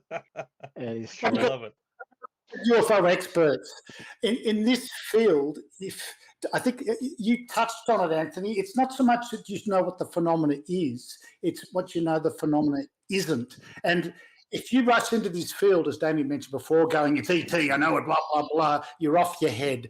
If you go back to the 1950s when the US government and in the original UFO report, they all knew that it was all ET, and all the insiders and government spooks, and everyone kept saying the whistleblowers at the time, and they're having different things. It was about to come out. The exact same stories now, 70 years later, and the UFO people now, most of them on YouTube, like 14 and 20, and males, they appear to be ignorant of the history of ufology. The phenomena, in actual fact, I don't believe it never has, never will be. The phenomena is actually more interesting than ET. It's more like a Jacques Vallée before he went barking mad with that sorts of stuff. Yeah, which is sort of unfortunate too. Like when you see like people who like, especially like professors or university degree people or something, like someone in that sort of like high remark, in some sort of field or whatever, and they come out and they start trying to search into UFOs and that, and then like either they start going down this different like different path there, and sort of sends them a bit warped, and they get too indulged in what they're trying to figure out and think it's true. I guess I'm. Yeah, How, and how do you also get away from that? I've noticed a lot of the intellectuals, they because anytime an intellectual steps his foot into the water of ufology, of course he's going to get more attention than the average Joe claiming to see a UFO. And because people have been looking towards intellectuals, so-called intellectuals, to tell the world the truth about the phenomenon for many years. But it's been because the stigma, mostly intellectuals will stay away from it because they don't want their careers destroyed or themselves to be rubbished or whatever, or put into a certain basket. And that's understandable. But what's really disappointing for us is that when these so-called intellectuals came in, after a respected reporter, not because of any of us sticking our necks out for many years, screaming the truth from mountaintops, but a reporter comes out and everyone, but that's understandable because he's respected and he has a name. So of course people are going to go, oh, wow, listen to everything he says as the gospel. And unfortunately, a lot of stuff that's coming out of reporters' mouths is not true. And we can't trust anything that comes out of the government regarding UFOs. And I would have thought that after 70 years that people would realize that, but this keeps happening time and time again. Every few years, a new study, Project Sign, Project Grudge, Blue Book, Moonblink, everything is just to appease the public's interest in the phenomenon. And if you look at all the times the studies have started up in the US, it's always when there's a lot of sightings that have happened, a lot of respected people see UFOs, and the Air Force has to go, okay, we've got to shut this down. Appear like we're researching it, looking into it. And, a lot of people who are honest, which is not many in that kind of part of the field, like Dr. J. Allen Hynek, he realized that they were trying to, with Project Blue Book, actually rubbish the phenomenon. And, he was an impeccably honest man. And so when he left the Project Blue Book, he went off and started his own UFO organization because he knew that it was true with what he saw. That's right. And that's all it really takes is a good, honest intellectual to stick his foot in the water and not listen to anyone from the government telling him the truth about UFOs, such as UFOs under landmarks, crash flying saucer stories. This is what's really funny. Most of the phenomenon, at least 90% of it, is made up of balls of light. Reports that I've received over the last 12 years, most of the reports received around the world are balls of light of varying sizes, colors, that kind of thing. And so for the government to take it back to flying saucers, it's very, very strange, very old, outdated, and to make it all about flying saucers, they're not telling you about the real phenomenon. They're telling you about something that's not true. And this is very, very scary. Yeah. I'm just going to ask quickly, Damien, are you playing with like a little Stanley knife or something like that? You got something that's flickering through, No. that's all? No, No? not at all. No? It's your Okay. microphone, Damien's. Damien's mic's playing up. Oh, Is that what it Stanley is? knife. I'm not gonna. I'm not gonna take my life mid post or anything. What are you talking about? No, it Your sounds like, microphone's- those little I'm not that adjustable Stanley depressed. knives that click along every time you push it along. Like it sounds like it's something zippy, like it's Oh, Nothing's Really? tapped your microphone. it's Mike. He's playing chili buggers. Oh. whatever that is. Yeah, is it the microphone? I don't know what that is. It sounds weird. It's the audio coming in off that. No, it's Mike's Bluetooth headphones again. I haven't got the Bluetooth. I use wired headphones, so it's definitely you. Well, it's coming through clear now. It stops. Is this when you're going on a bit of a spiel? It seems like just starts coming through midway or something. It's like maybe the government's listening in on this end and they're trying to disrupt you a little bit. Maybe I don't know. Oh no, they lost it. Hello, everyone. No, we're playing. Must be tinkering. So, Mike, tell us if you're there. Yeah. Yep. So, mate, tell us a bit your thoughts on this everything. Like, what's your thoughts on like everything's happened so far with like? I'm an outlier. Okay.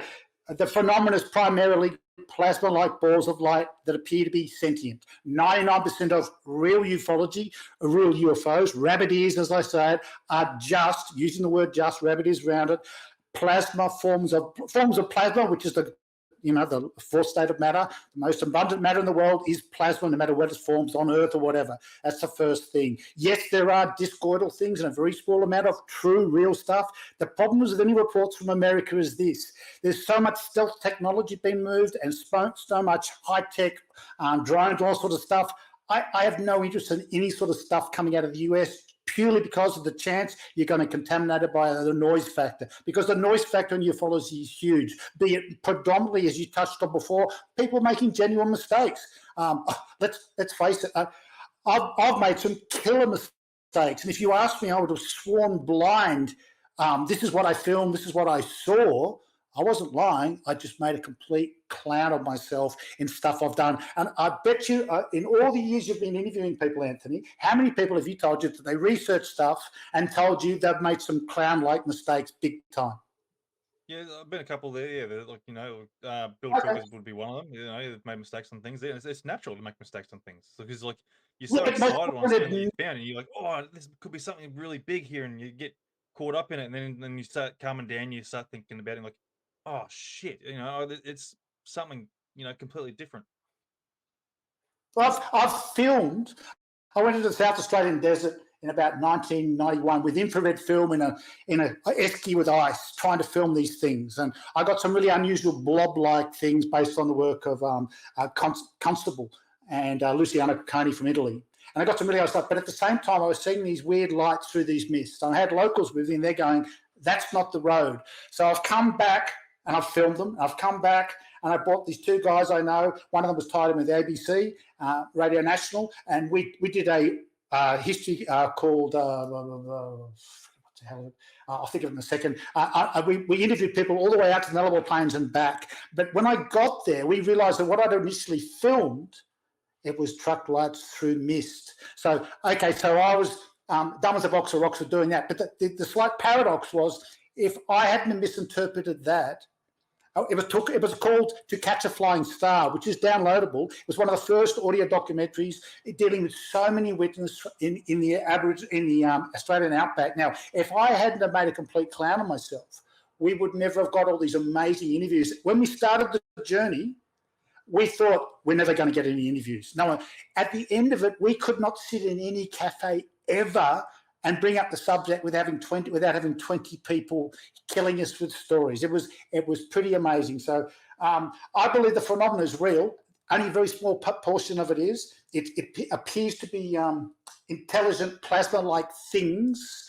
I don't believe, and see, a lot of people, they'll have a mechanistic structured belief on it. They'll go, okay, it's a problem, we can solve it. It's not like woodworking, it's not like collecting rocks. The phenomenon itself is non-linear, it's non-mechanistic, but people will take a mechanistic mindset to it and go, okay, here's the problem, we're going to analyse it, because it doesn't work that way. The phenomenon never was that. It's this nebulous, shifting, weirdo, whatever, that appears to follow social narratives. You remember when Kenneth Arnold had those original sightings, he said it skipped like a saucer. The reporter misinterpreted what he said and used the term flying saucer. The flying saucer craze, where people were seeing saucers, predominantly started from a journalist misunderstanding what Arnold said. So what have we got? We've got the phenomenon coming from another space. It suddenly decides to change its shape because a journalist misreported the story. That makes no sense at all. Yeah, it's easy to make those mistakes though too, like because people want to hear what they want to hear basically when it comes to this sort of stuff. And like people want to see what they want to see. But Arnold never said he saw saucers. He said they skip like saucers.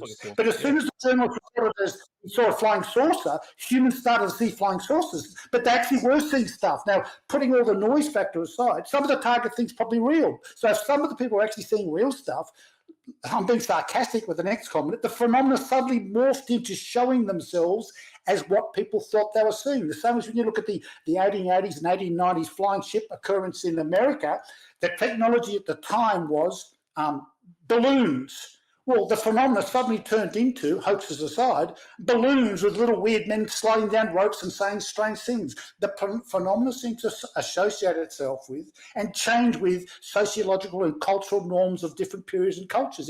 It's that bizarre. But it was never about, we need more data, we can solve this. You're never going to solve it because, look, if you get all the instruments in the world and you've got something in front of you jumping around in the sky, you're going to get altitude, radar, blah, blah, blah, blah, blah. It doesn't matter how many data points you've got, that will never lead you to know what it is. And people will go, well, duh. And I go, well, that's what you guys keep demanding. Everyone keeps demanding. We need to know what it is. The essence of it is this. There is no crash courses. There is no ET. There's a phenomenon that's here that can change and do some weird shit as well. You'll never get to know more than you do now. You never will, no matter what people say and do. I just got kicked off. I just had to come back. Yeah, wow. I was wondering where you disappeared to. I thought you might have been changing your mic or something. No, I just had to log back on again. I was just logged out, and then the wheel started spinning. Okay, just talking about like people not wanting me to talk about this. Anyway, go for it, guys. Fun. Yeah, but yeah, no, you're right though, Mike. It's how do you put it? Like, it's so much bullshit, but it's not at the same time. And it's there is you guys touched on the abduction phenomena, right? The abduction phenomena waves into the early abductee phenomena and the contactee phenomena. People are engaging with different beings, talking to them. That's fine. That's been happening. If you look through European culture and other cultures as well, it's been happening for 1,000 years. In those contexts, they called them fairies, gods, demons, whatever. And now they're saying they're dealing with aliens. Some of the core people may be having these interactions. That's fine, but they're not interacting with what they actually necessarily believe. If you were dealing with an advanced intelligence, how come they seem to seek out the most mundane and dumb people? They're not contacting people and giving them help. They're not winning the Fields Medal or the Nobel Prize. No, that's right. I've asked this question too. I've had a lot of people on the podcast. You know, they claim they talk to these beings and whatnot.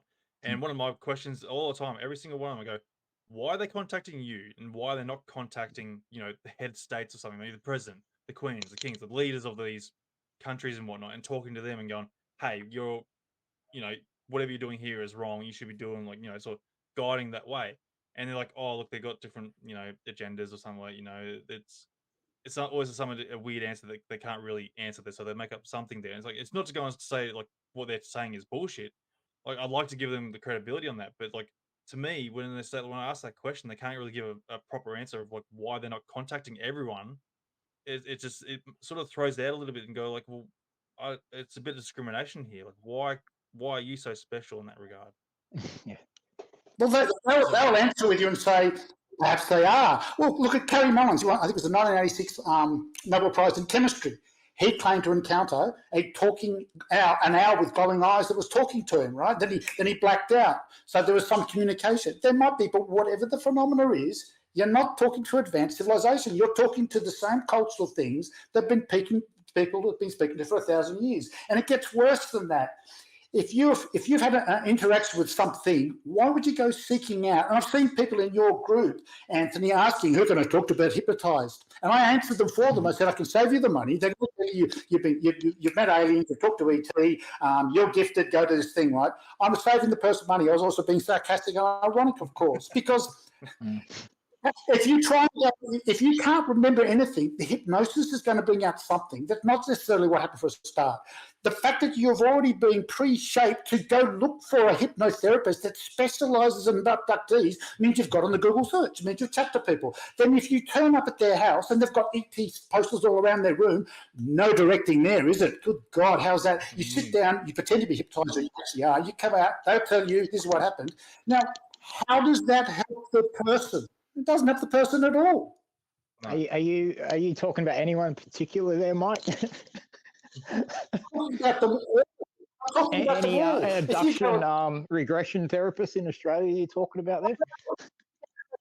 You go to the graves have been framed by Jack Brewer, who specialises in the American scene, really good anthropologist. He destroys the abduction hypnosis thing, absolutely destroys it. Yeah, it's not a good thing to sit down in an office and the last thing you see before have regression therapy done is a bust of an alien head and pictures of UFOs on the wall. And that's definitely leading people into believing that, yes, whatever they dreamed and there's a lot of sleep paralysis as well, which is a real experience. And because you can't move, you see a being in the room, a lot of people will then jump straight away to alien abduction, and I had an alien who was pressing down on me. I saw him, and to them the experience was really real. They saw a dark being in the room or a light being in the room. They couldn't move, couldn't talk. It was scary as anything, the scariest thing in their life. And I've had a lot of people contact me. I've experienced it 3 times myself in my life, and it was absolutely petrifying. And but a lot of people will then shape that into an abduction and then look for an answer, and then straight away they'll get on UFO groups, Facebook groups. People will say, have you been regressed yet? And, tell me about this regression therapy. It'll tell me everything I need to know. And then, no, the regression person will frame it in a way that, yes, and like you say, Mike, they never leave these regression therapists without the therapist saying, yes, you've 100% been abducted by something.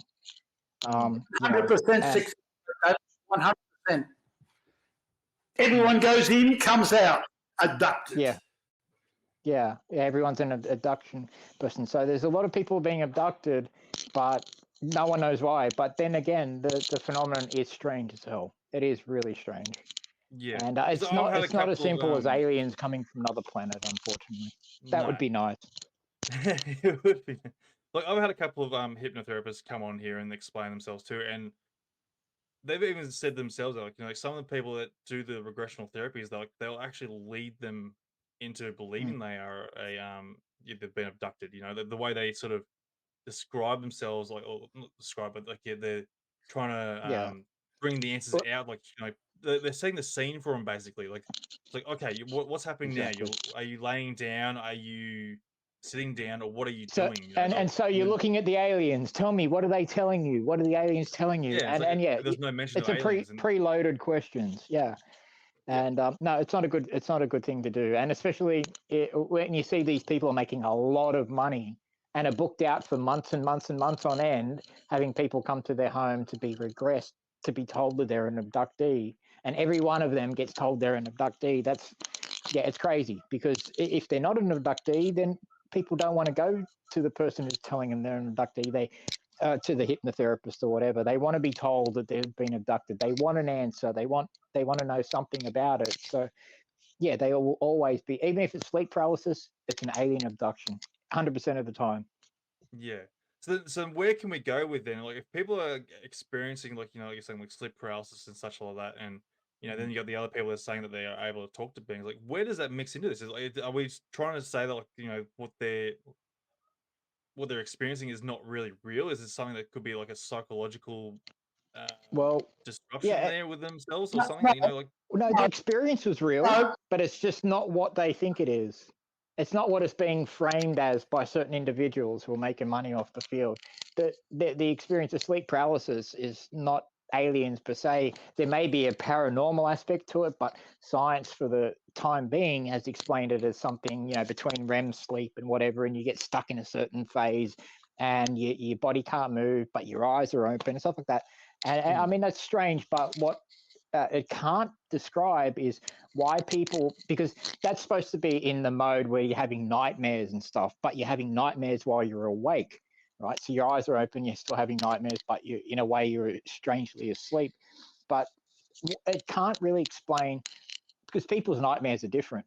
But a lot of the sleep paralysis phenomenon is revolved around a couple of things that people see all around the world. And that's strange that people would only see like a tall hat man or an old witch type being, and everyone describes it as exactly the same kind of thing. That's very, very strange over multiple cultures all around the world. And so you'd think if it was just a nightmare, people would be seeing all different things in nightmares, spiders and this and that, and things that people normally have nightmares about, being strangled by a snake or whatever. But yeah, no, it's always, they're always seeing the same certain things. So some sort of dark being or whatever. So the experiences are very, very real. But whether they're alien or not, that's another story. Yeah. So what were you saying? Are alien? They're alien to our belief understanding. Yeah, that's true. They're not. That's true. That's the point, and it doesn't read Mars. No, if the person's reporting a recollection of something, they don't need hypnosis, because once you go through hypnosis processes, you're going to muddy the water, something horrific. That's why it's not used in 99% of courts around the world. It's just garbage. If you read the works of Elizabeth Loftus on the problems of witness testimony without hypnosis, most witnesses are awful. You mix hypnosis sessions or trance-like situations, even when the actual person doesn't even go through a formal hypnotic induction, you can still cause hypnotic trance-like states in witnesses. If you keep talking to them long periods of time, you can actually induce trance-like states without waving watches or doing anything that Hollywood likes us to believe induces hypnotic states. A lot of these people are seeing or interacting with something, but my point is, whatever they're interacting with, let's pretend their actual process is real, they're interacting with the same things culturally that the people have been interacting with for 2,000 years in Europe and other countries. And people try and frame it as it's an ET or it's bullshit. It's neither. The core phenomena, pretending the person's not mentally ill or deluded or barking mad, they're interacting with something, it's not ET, it's something, but it doesn't lead anywhere. This is the whole problem. People come and ask for explanations. There is no explanation because the phenomena makes no sense. And people go, well, that's been really nihilistic. And I go, not really. The phenomenon itself is nihilistic. Look at where we are now. We're 70 years after the first decent UFO stuff happening. We're asking the same questions as they were 70 years ago. And 70 years ago, they're about to come forth with the truth. We're no different now. Just got more talking heads talking. Yeah. Absolutely. Yeah, it's frustrating, to be honest. Like, because I'm trying to get answers. It's a circle that keeps going around. It's a snake that keeps eating its own tail. And I mean, they're probably 1,000 years ago, and they're seeing like flying shields flying through Rome and stuff like that, and all they could, or chariots, or chariot wheels or stuff like that. They could only describe them by what they knew back in the day. What they had around them, kind of thing. But the thing's been seen, but the phenomenon has relatively stayed the same for a long, long time. If any of the old reports are to be believed, it's done the same thing time and time again on Earth. Watches us, keeps its distance. I don't know why it plays games. There is a silly kind of, like I said, a trickster element to this phenomenon.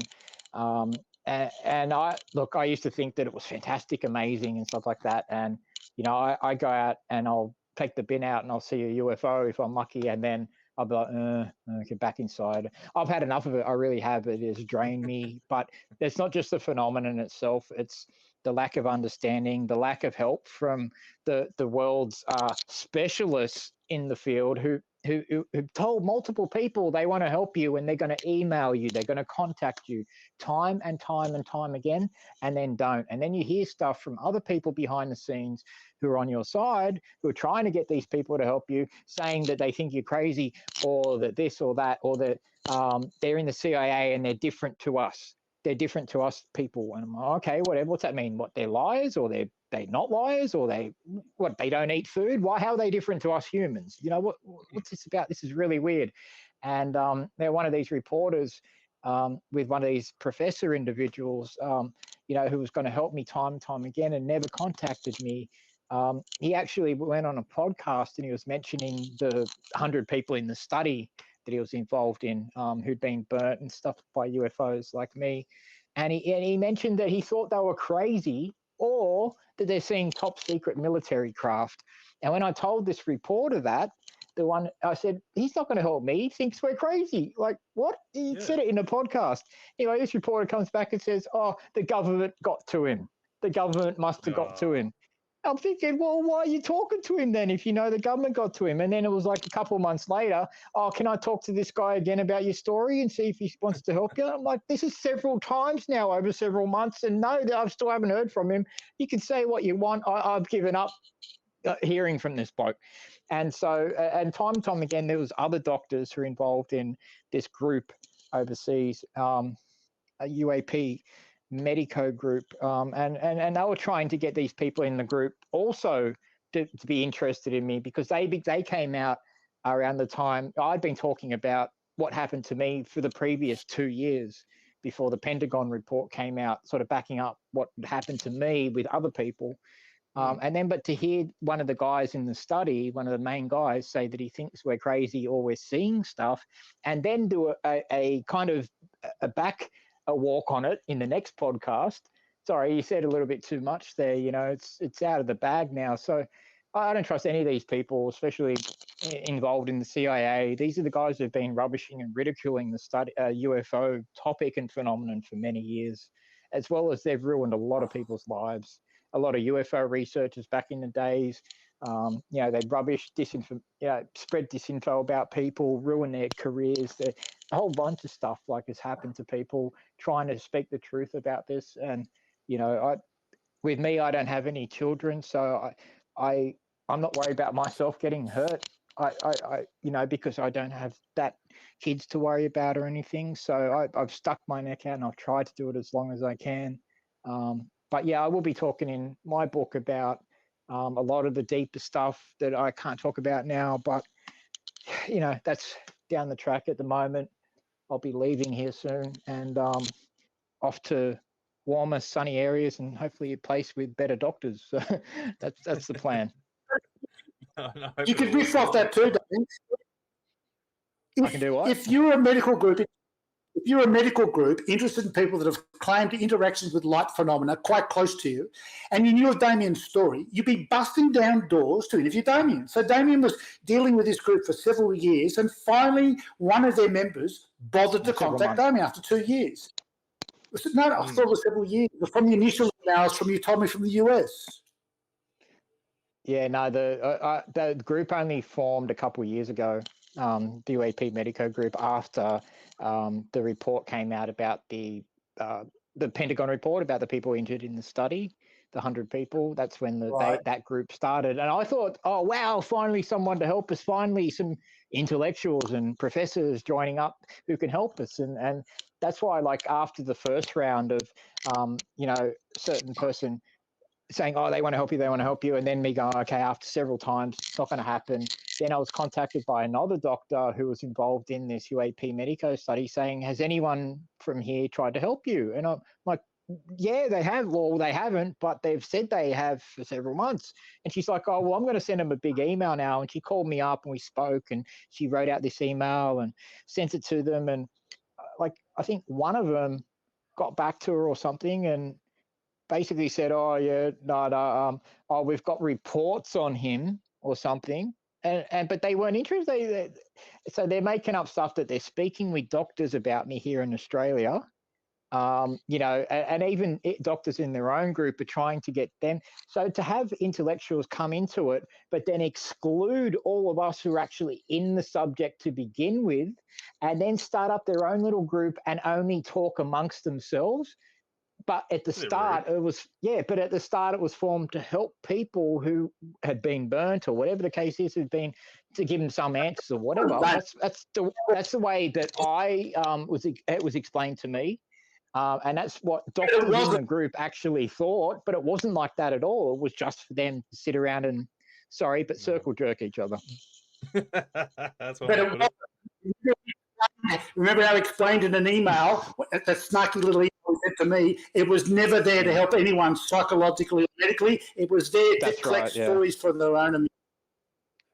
Yeah. So the intellectuals involved, everyone, praise be, but they don't want to help any of us who are actually been affected by it, but they want to talk about it amongst themselves like they're experts in it.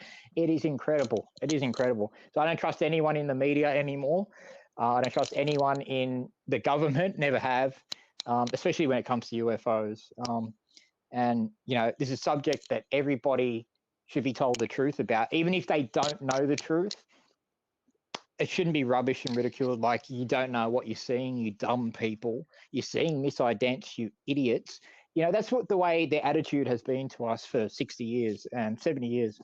And it really hasn't changed, even though a lot of people, were like, oh, the government said disclosure is here. No, they haven't. I did a podcast a year ago on the Jimmy Church show over in Las Vegas. And literally right from the start, it wasn't about me, the show. It was about the disclosure is here, and the whole world knows about UFOs now and it's all real. And I said, no, they don't. What are you talking about? I said, you watch and see what will happen. I said, when the Pentagon report comes out, it's going to say there's nothing to it, and there's just disinformation. Misidentifications made by people, or it's this or it's that, or whatever. But it's got nothing to do with ETs coming here from wherever. There's no evidence for that. That's what they said, and I was 100% right. They said it in the preliminary report, and they stuck to their guns in the final report as well. And it's basically, so a lot of stuff's been put out there by reporters, a lot of fantastical stuff, UFOs under landmarks, crash flying saucers in Italy, all spoken about by secret government whistleblowers who are too scared to show their faces. But show their faces about what? Really, what have they done to be scared about? You know what I mean? It's just, none of it makes any sense. It is all disinformation, bullshit, lies. And the people that have reached out to me over the past several months have basically reaffirmed what I've thought about the situation, because the way I experienced it and whatnot. So yeah, I have been a little bit peeved about people dangling help in front of my face and then no help coming time and time again. You don't do that to someone who's unwell. You do not do that. I just felt like I was used for a story, basically. Yeah, taking advantage. I'll scratch your back if. Yeah. And because none of these people ever contacted me, no doctors contacted me. And one time after one of these podcasts, I was contacted by a reporter who said that several doctors just after one of these podcasts want to reach out to you and help you. And I was elated. I thought, because I don't want to die of something that's unknown to humans and it's so rare and no one can help me. So I just thought, wow, this is incredible. Do you think one of these several doctors reached out to me? No one. No, it's just all lies. And so, yeah, I've really had enough of it, and it's affected my health in a really bad way. And I just, I need to bow out and do what I've got to do. And my last thing I'm going to leave with the world, Mike and myself, is Haunted Skies, the documentary. And I mean, it would have been out a couple of years ago, really. And we did film a lot of it. And but we had all that crazy stuff happen, and that weird poltergeisty stuff. And I took that as a sign. But then now we're doing it differently, and we've got someone else involved now who's actually got some skills behind him and knows how to edit things and all that. And he's worked on Snoop Dogg and Wiz Khalifa, music videos and all that kind of stuff. And, so he's got a bit of talent. And so it's going to be interesting. And that's my coup de grace. That's what I want to leave to the world with Mike. And, he's been helping me for 12 years and stuck by my side and seen a lot of this stuff with me and experienced a lot with me. And, he's become quite invaluable, I must say. Don't get a big head, Mike. No, I hope he there's drank this all my new bourbon doco. the What's that? I drank the Kool-Aid. What'd you say? No, the first time I met Damien, I left him with a bottle of bourbon to have a sip of, and came back about 5 hours later with no bottle of bourbon. Mike, it was Nice. honey bourbon. Oh, lovely. Yeah, That's I some beautiful know. stuff. All that It is American a good honey, drop. that goes down well. Well, I had one glass and I was like, oh, this is a really nice drink you bought me, Mike. Thank you. And I was going to say some, but like literally 5 minutes later, I was like, oh, this bottle's empty. What the hell? I don't normally drink alcohol too. So, but Fair enough. yeah, that's your fault. You're a bad influence, Mike.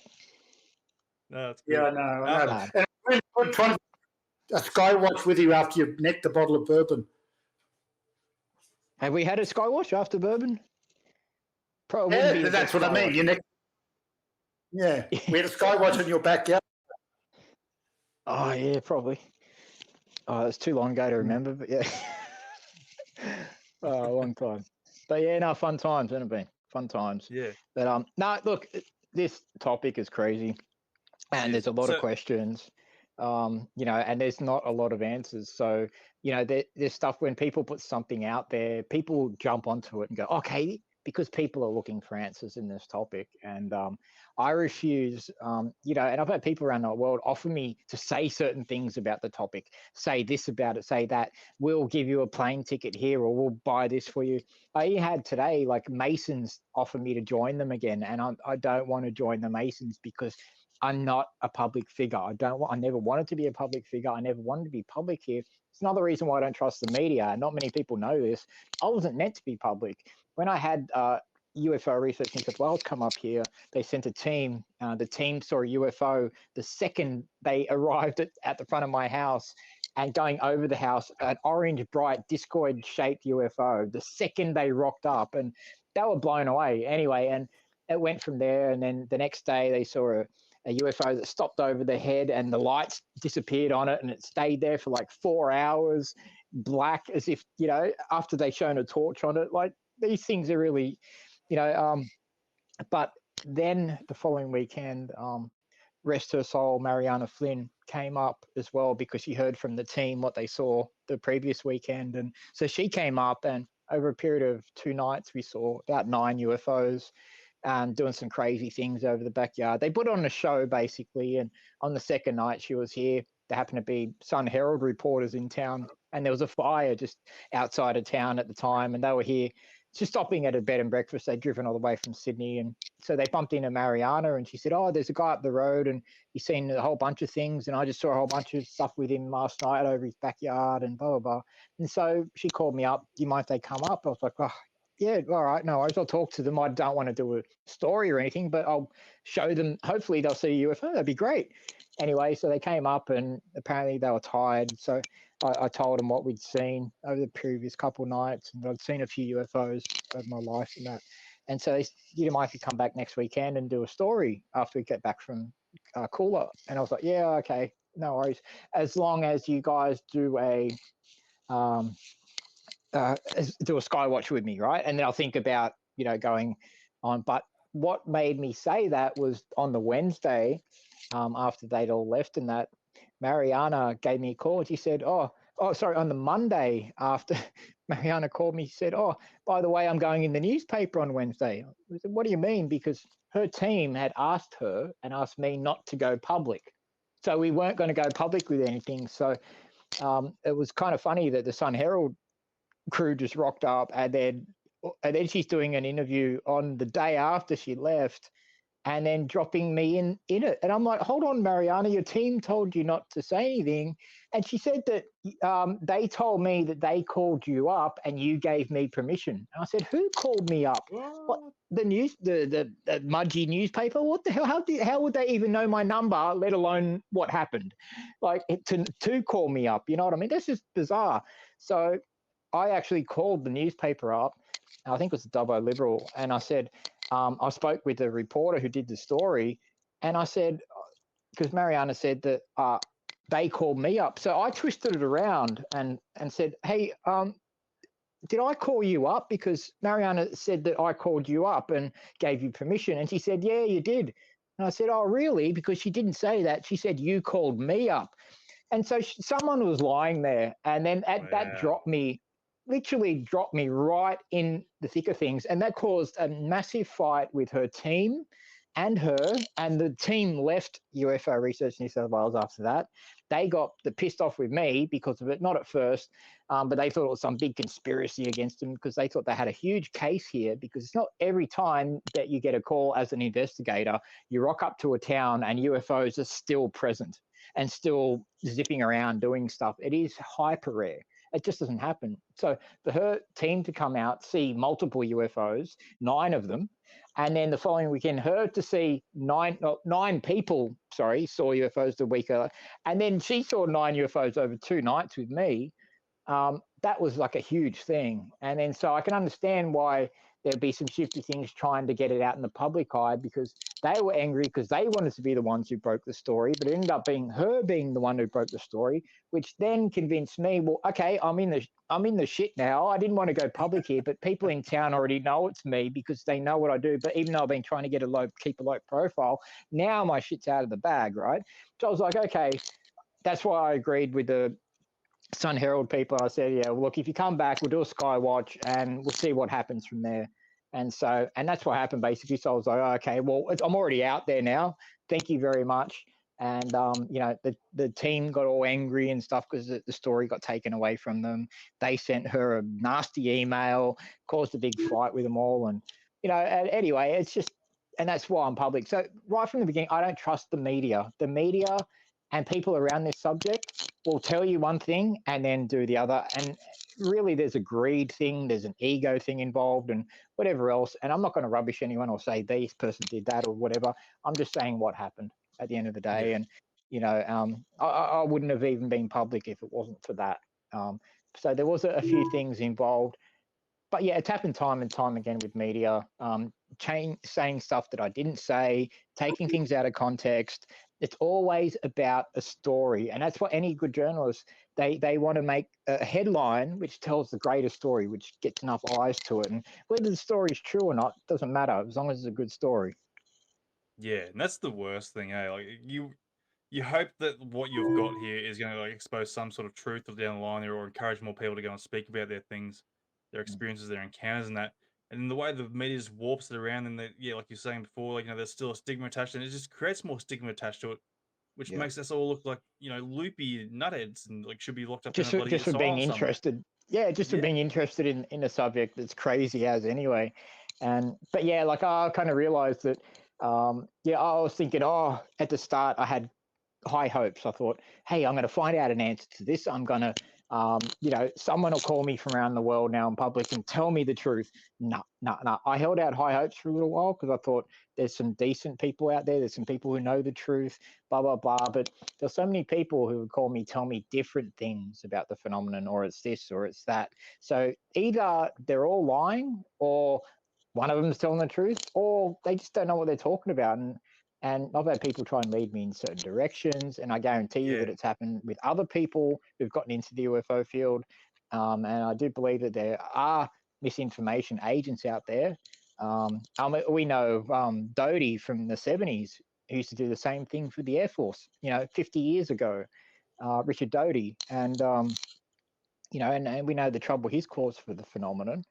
And he caused the death of a ufologist, a millionaire who was right into the topic as well. And he's still out there nowadays, lying his ass off on History Channel. I can't believe it. You give a disinformation agent who's actually caused the suicide death of somebody and then happily gloats about it. And now you're an expert in telling people lies, and you're talking about. This topic is just it is really frustrating to say the least. And that's what I was like trying to get before, like when I was saying like people come on the show and they talk about like they're claiming they can talk to aliens and stuff like that. It's like I'm not trying to discredit them or offend anyone on that. It's just like I'm trying to understand it myself. Like, why is that such a thing? Like, why are you so special? Yeah. And why does it happen to only? Why does it happen to only a few people? Why are you so special? I used to get that at the start too, even though I've never claimed to speak with aliens. Just the fact I've seen a couple UFOs, people were like angry or jealous. It's like, I wish I didn't see it. I wish I could scrub it out of my memory and my brain and not see anything ever again. But I can't help what I've seen and experienced in my life. And I guarantee that if anyone else had seen or experienced what I have, then they would understand me more as a person. But you can't really understand someone else unless you understand their experiences or have had similar experiences to them. And unfortunately, that's what makes people like myself a lot loners on this earth, basically, because you can't get close to people. You can't open up about what you're interested in, your true self, or what you study, or because straight away the stigma has always been there. And it's not going to get better now. I mean, people, the generations are getting, like, all the way Generation Z and all that, they're getting more open-minded about aliens and all this kind of stuff, and that there's more of an interest out there. But now there's also more rubbish stories out there, more lies about the phenomenon out there, more disinformation and misinformation. So no one really knows the truth. And but like Mike says, that there is something that has been amongst humans for a long time, and the core of the phenomenon seems to be some sort of sentient plasma type life form in certain, like, this thing seems to be alive. And John Keel and Constable used to call them soft UFOs, these animal like creatures that fly around the sky. I've caught a few of them myself, these strange octopus almost like things that actually suck in smaller balls of light as they move through the sky. And it's fantastic. And they spit out balls of light as well that fly off in different directions. And they almost seem organic and lifelike, like a creature. And I believe, like, in our upper atmosphere, it's one of the areas, like the sea, that's hardly been, researched or hardly actually been thoroughly investigated. Who knows what type of life forms are all around us, like ones that only appear in the infrared spectrum, like Keel and Constable would speak of. And so there is probably a bunch of different phenomena taking place, but the core phenomenon seems to be this sentient plasma type ball of light phenomenon. And there seems to be also some good, what we as humans would describe as good or bad UFOs out there, ones that seem to treat us like ants, so to speak. Ones that don't really care for our well-being, and there seems to be other ones that sort of just keep to themselves and do their own thing. Because people have asked me, do they affect your cameras on purpose? Do you think they do on purpose, or is it a byproduct of the energy that the UFOs are giving off? And who really knows the truth? But what I have found fascinating, like, okay, I'll say this quickly. When I did a documentary with a Canadian documentary crew, after I did a talk up at the Gold Coast, and I went out in this balcony and had a $70,000 thermal camera. And after I did the interview for his documentary, he said, "Oh, would you like to look through the thermal camera?" And I'd never seen through a $75,000 military thermal camera. It was up on a big tripod, and I was like, no way. I looked through it, and on the other side of this thermal camera, looking out, I think we're about 7 stories up in the Hyatt, and we're out on this big balcony. There's about 15 of us out there. There's this massive UFO with a dome on the top, long, rounded sides on it, and a fully flat bottom. And I'll tell you one thing, I'd seen a discoidal-shaped UFO once in my life. I believe it was, or maybe twice, once at Tipperary when I was with Mike. But I'd never seen something this close, hovering directly outside. And then, like, as I'm watching it, I thought it was a mistake. I thought they were playing a joke on me and put a sticker on the other side. So I've reached around to the front of the camera trying to peel the sticker off. And he thought, "What are you doing?" I'm like, and then I started seeing it move. I'm like, "Oh, no way." And I said, "Look, man, is this recording?" And he said, "Oh, it is now." And he pressed the button. And I saw it recording, and it's recording. Wait, this thing moved between 2 buildings. It was huge. You couldn't see it with the human eye. There was like about 10 of us with cameras out there trying to film the blank sky, not seeing anything. This one thermal camera was picking up the heat signature of something that's sitting outside a UFO conference, and happens to be sitting there the very second I look through a thermal camera. He's looked through the thermal camera and followed it all the way as it went through the buildings and recorded it as it went out to the ocean. It was fascinating. And I'll tell you one thing that happened there that makes me think that it wasn't, that it was more on purpose, because it actually messed up his camera. His $70,000 thermal camera could record and everything. the team came to my hotel room later. We're thinking we had the best UFO footage ever captured. I kid you not. I was really excited. And because a discoidal that close, I've never seen anything like that. No videos, anything anywhere exists like that. And they come to my hotel room looking totally dejected. And I'm like, what's happened? He's like, you're not going to believe this. I'm like, is the footage stuffed up? And they're like, yeah. Guess what happened? It recorded the video, the audio part, but the video, there was some interference over the top of it, some electrical interference, which destroyed the video part, but not the audio. And that's never happened before or since on that $70,000 thermal camera. It only happened when that UFO was sitting right there.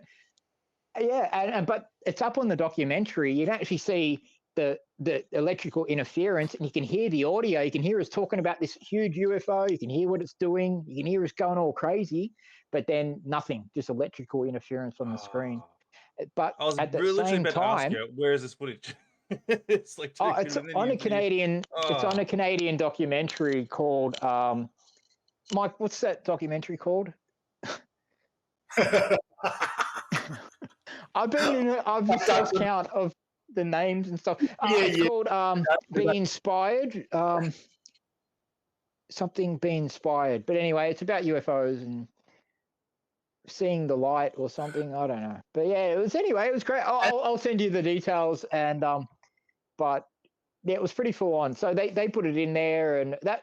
But the point is, what I'm getting to is, at the same time, while that camera was being played around with by whatever this thing was giving off, we had several other cameras there filming at the same time as we were filming with the thermal, but none of those cameras were interfered with. So that's why I don't believe that it's an actual accidental interference. And I've actually had a few other events where I don't believe it's action. I think it's on purpose, that they can stop equipment. It's like with the old UFO cases, like the Tehran, Iran airport case, where Jafari went up there in the jet and he tried to shoot at this UFO, which shut down all of the lights of the airport. He tried to shoot at it, and then all of a sudden, all his systems went dead. And so that's not by accident. That happened as a direct result of him trying to shoot this object out of the sky. And so they have some device so they can play around with your cameras, play around with your batteries, flatten. It is strange because sometimes it's weird, they let you film them, and other times they do not let you get the best footage of them. It is bizarre, and it's like they know what they're doing in that respect. I've had too many things happen that have been too crazy for it to be just, but anyway, I can go on for hours, but yeah, man, it's been a crazy decade. It sounds like it. So, like, before we finish up there, I've got to ask the questions on this one. Like, so, given off your experience there and stuff, and like what's been happening with the US there, like, what's your thoughts on Australia's UFOs and such? Like, where we're progressing with that? Is this me or Mike? Like, the governments and such. Is that Mike? Who's it for, Damien or me? Oh, look, it can be either one. You like, if you can, whichever one. I've been talking, Mike. You take over, mate. So, could you expand on the question, though, please, Anthony? So basically, Australia's involvement with UFOs, like obviously there's bugger all of it, like we're avoiding it like the plague. So what's your thoughts on that? How do you mean involvement, though? Well, it's like, I guess like they denied it, but they're involved at the same time. Like, I don't know if you've like the Pentagon, how they say it's not real, but we have multiple groups that look into it flying across our skies, and multiple groups that connect it together, but yet it doesn't exist. Those guys. Thank you. Thanks for summing that up. It's just constant bullshit from them. I can't trust anything they say, really. They've turned the subject into a literal joke, and and they do it through reporters. They've literally rubbish and ridiculed the subject to a point where it's going to be hard for anyone to take it really seriously for a long, long time. And I can't believe anything that comes out of any professor's mouths or anything. Anyone who talks about UFOs and stuff like that is doing it out of ego. They have no real idea what they're talking about. None of them have experienced a UFO, let alone seen one or filmed one, but yet they're experts. And I can't get around that. I don't call myself an expert. But I've seen a hell of a lot of them, and Okay. I do have some things about them I know about, but whether it's real or not, Well, who knows? Anyway, so as I was trying to answer, they might be collecting information, which is just data points. So what? Doesn't lead anywhere. They radar speed, altitude doesn't lead anywhere. It can't. Just all points. Yep. Yeah. Points in what direction? No one really knows. Yeah, what direction? What height, speed? We've had the US the Five Eyes meetings and sort of stuff like they've been speaking behind closed doors about UFOs. Then Australia's come back and saying, "Oh, we weren't involved there," but yet then there was evidence coming out that they have been involved in such talks there. But yet they continue to go on to deny that there's any involvement with it. And it's like it's kind of frustrating in that sort of regard. Not really, because at the end of the day, if you're talking to any scientist in the world, and you give them all the data points, and they actually believe that the data points are real, height, radar returns, blah, blah, blah, they're going to turn around and go, and because no matter how much information that they can supply on instrumental reports, it doesn't lead anywhere. It doesn't the fact that they may or may not have been given. Yeah. It doesn't tell you what the phenomenon is, no matter how many data points you have. No, and it essentially can't. So it doesn't matter if you get 50 radars, 50 lasers, 50 whatever, it doesn't lead anywhere. So the more they say, most of the time too, the noise factor in ufology, it's not so much the government misleading people, it's the community itself misleads everyone with rumours and it does a good job of it, stuff. The community, they do the best unpaid disinformation stuff. Dottie got paid to drive different people mad. Most ufologists have spread garbage. They're not getting paid. They truly believe there's crash. I've seen the journalists competing with one guy's going, there's 112, and another guy's going, my sources tell me there's 140. Oh, here you go. I'm out on the limb for you, Anthony. There's 250. I bet you no one can beat my 250 crash source. I like it. So, but like to further on, like what I was trying to more get at, like, okay, so we've had David Grush come out, we've had David Fravor and Ryan Graves, and they've come out in front of Congress there and admitting under oath that they've experienced things, right? So then, like, where's the Australian they've personnel heard as well in that things. regard? Like, people's personal encounters, like in military regard, where's their encounters coming into it? Like, where they should be investigating into that. There's nothing to investigate besides the actual observation and a few instrument reports. There's nothing else there. What else? You can't go anywhere. It's essentially nihilistic. It's like an entertainment machine. No matter how many people testify they've seen this stuff, and if they're trained, see, that's another game the skeptics play. The skeptics will play a game. They'll go, the observers are not trained. So if you give them a trained observer, they'll go, we need more than one. So you give them 2 trained observers, then they'll go, we need instrumental. So you give them trained observers, instrumentation. They'll switch it and go, doesn't count.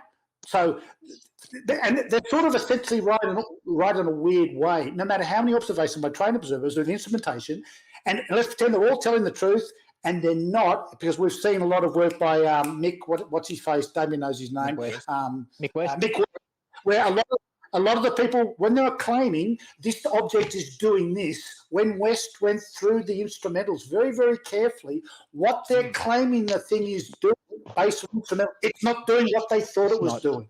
Not what it's doing. Yeah, no. the old parallax effect. And I've watched a bit of Mick West's work, and That's not saying what they're saying. Yeah. That's not saying it's prosaic, but they're claiming it did this, it's amazing. He's showing you it's the thermal, it's the gimbal is doing a rotation effect. So untrained people like myself, when I'm seeing the imagery, I'm thinking, wow, that footage shows what it's not. Him and his little gang, they solved the, Damien knows, one, that South American footage, where the UFO tracking organisation was trying to work it out for several years. West got hold of the footage. They worked out the things. It was the afterburners. It was the arse end of a plane. They did it in about 2 weeks. The Chilean Air Force, yeah. They actually investigated that for 15 months and ruled it out as an aeroplane. And as soon as they put it up on the internet sleuths ruled it in as an aeroplane instantly. So look, and it's funny with the TTSA too, when they came out through Tom DeLonge, and they started releasing fake UFO videos as well, which anyone who knew, like, or has used infrared or whatever, and knows of aperture and knows a whole bunch of other things and how things look, like they released that so-called triangle that was giving off the flashing lights above apparently above the battleship. But it turned out that was an aeroplane as well. And that effect was from the iris inside the actual infrared that they were using, which you can close, which actually creates that effect. That's why the stars above were also at the same shape. So, I mean, releasing stuff like that, and the Chilean Air Force and other people, and they all do it around the same time. And then I noticed Jaime Maussan released his little fake alien mummy around the same time as well, just to jump on the heap to fill the world with more rubbish about UFOs. And basically they all do it. And they've released a whole bunch of fake footage, and there may be one or two real videos amongst it. And then again, it's the old CIA thing to twist the truth and to basically spread a little bit of lies amongst the truth, and then everything gets rubbished in the end. And that's the way that they've done it for many years, unfortunately. And a lot of people believe the government, believe what they're told, and if UFOs can't exist because the government hasn't said that they exist. And a lot of people think that way, and you can't get around that. You can't convince someone that they've been fooled. It's hard to convince a fool they've been fooled. And most people have been fooled on this world about the UFO topic, unfortunately. And I think it's something in the future we'll find out more about. They'll be open more about it. But if it is a threat, like I know that certain government agencies think it is, and if anything to fly around in our skies with absolute impunity, that has got to be, especially in restricted airspace, that has to be classed as a threat, especially by Americans, Russians, anyone like that, because you don't want planes or something you don't know or can't catch. That's really scary stuff. So it is classed as a threat, and I know a couple of groups out there do class it as a threat, and that could be part of the reason why they don't want to. They just want to put it under the rug with all these studies, which they keep on rubbishing at the end, saying there's nothing to it. So they're just sweeping it under the rug, sweeping the public interest under the rug for the time being until interest peaks again, and then we'll have another study. And I said all this year ago on this podcast in Las Vegas, and right from the start, 7 times during the interview, I had the interviewer call me a skeptic, say that skeptics' lives are rubbish, and all skeptics should be punched in the neck, like at least 7 times during the interview, because I dared to say that I don't think what's happening now is actual disclosure based on past information and past experiences and whatever. I was 100% right, but because of that, he didn't like it. And he believed that this certain reporter was the ant's pants, and that everything was going to come out because of him, and that I was just a skeptic for doubting this guy or whatever, or doubting it was disclosure. I didn't say nothing about the reporter, but I was only said nice things. But, it just, egos in this field are so massive, it's not funny. And people who shouldn't really have big egos in ufology. I don't know why. But that's sort of probably like what I was more trying to grasp on when I was like referring to like Australia's involvement. Like, America has acknowledged that there is something in our airspaces that we don't understand, but yet you'd think the rest of the countries around the world would be like on board with this. But like, America is leading the way with whatever Not they're trying to really. investigate. No. Look, if you want a country that's leading the way, France, years ago, when they released the Cometa report, that was leading the way. That has gone further than any study out of the US talking about UFOs being real. The Cometa report. France is the ones, I think there's a couple of countries, maybe Chile and a couple others have opened up a bit more. But the USA is more the ones that talk about it, then rubbish it, sweep it under the rug for the rest of the world to go, okay, there's nothing to it because the US says there's nothing to it. Like, seriously, I mean, I believe what I see with my own eyes, especially when other people see it with me, and I catch it on a camera. So it kind of rules out, mirages, or it rules out you're seeing stuff, or it rules out you're crazy. If other people are sharing your delusion, okay, well, I've had people say it could be mass delusion. Okay, well, you can't capture a mass delusion on camera, so no matter what you do, you always have someone who will bring you down in some way, shape or form. And there's not really enough good evidence there. That's why people are always going crazy about crash sources, because they think it's something I can touch, it's something I can study, it's something that science can look at. But every single bit of these crash source and metals they never get revealed to the public. And the one that did recently get revealed, that was from Roswell, apparently turned out to be, there was nothing to it. There wasn't these strange business properties. There wasn't these strange electrical properties to it, or nothing. There was no connected cells. There was nothing like they'd said for years that was in it. And so all these, whenever I hear crash metals, it just does my head in, because I know that that is really such a small part of the phenomenon that it's negligible to the whole phenomenon. It's nothing really to it.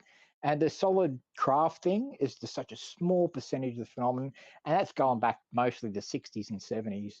No, like I said, I think about 95% of what I get reported are balls of light, varying sizes and colors. So, you know, discoid shapes and stuff like that. The triangle Mike was speaking about before, about the US having a lot of top secret craft and whatnot.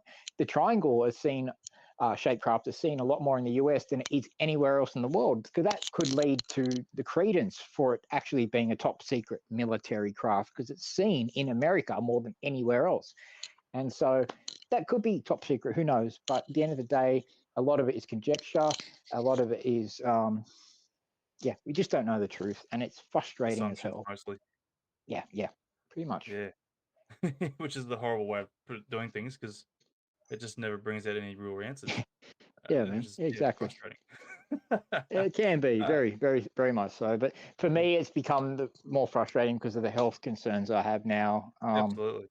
And now that I know there's nothing that the doctors and specialists can really do to help me, I mean, I have to go off and, you know, just enjoy my life, you know, and stop sticking my neck out for UFOs, because it hasn't done any good for me in my life at all.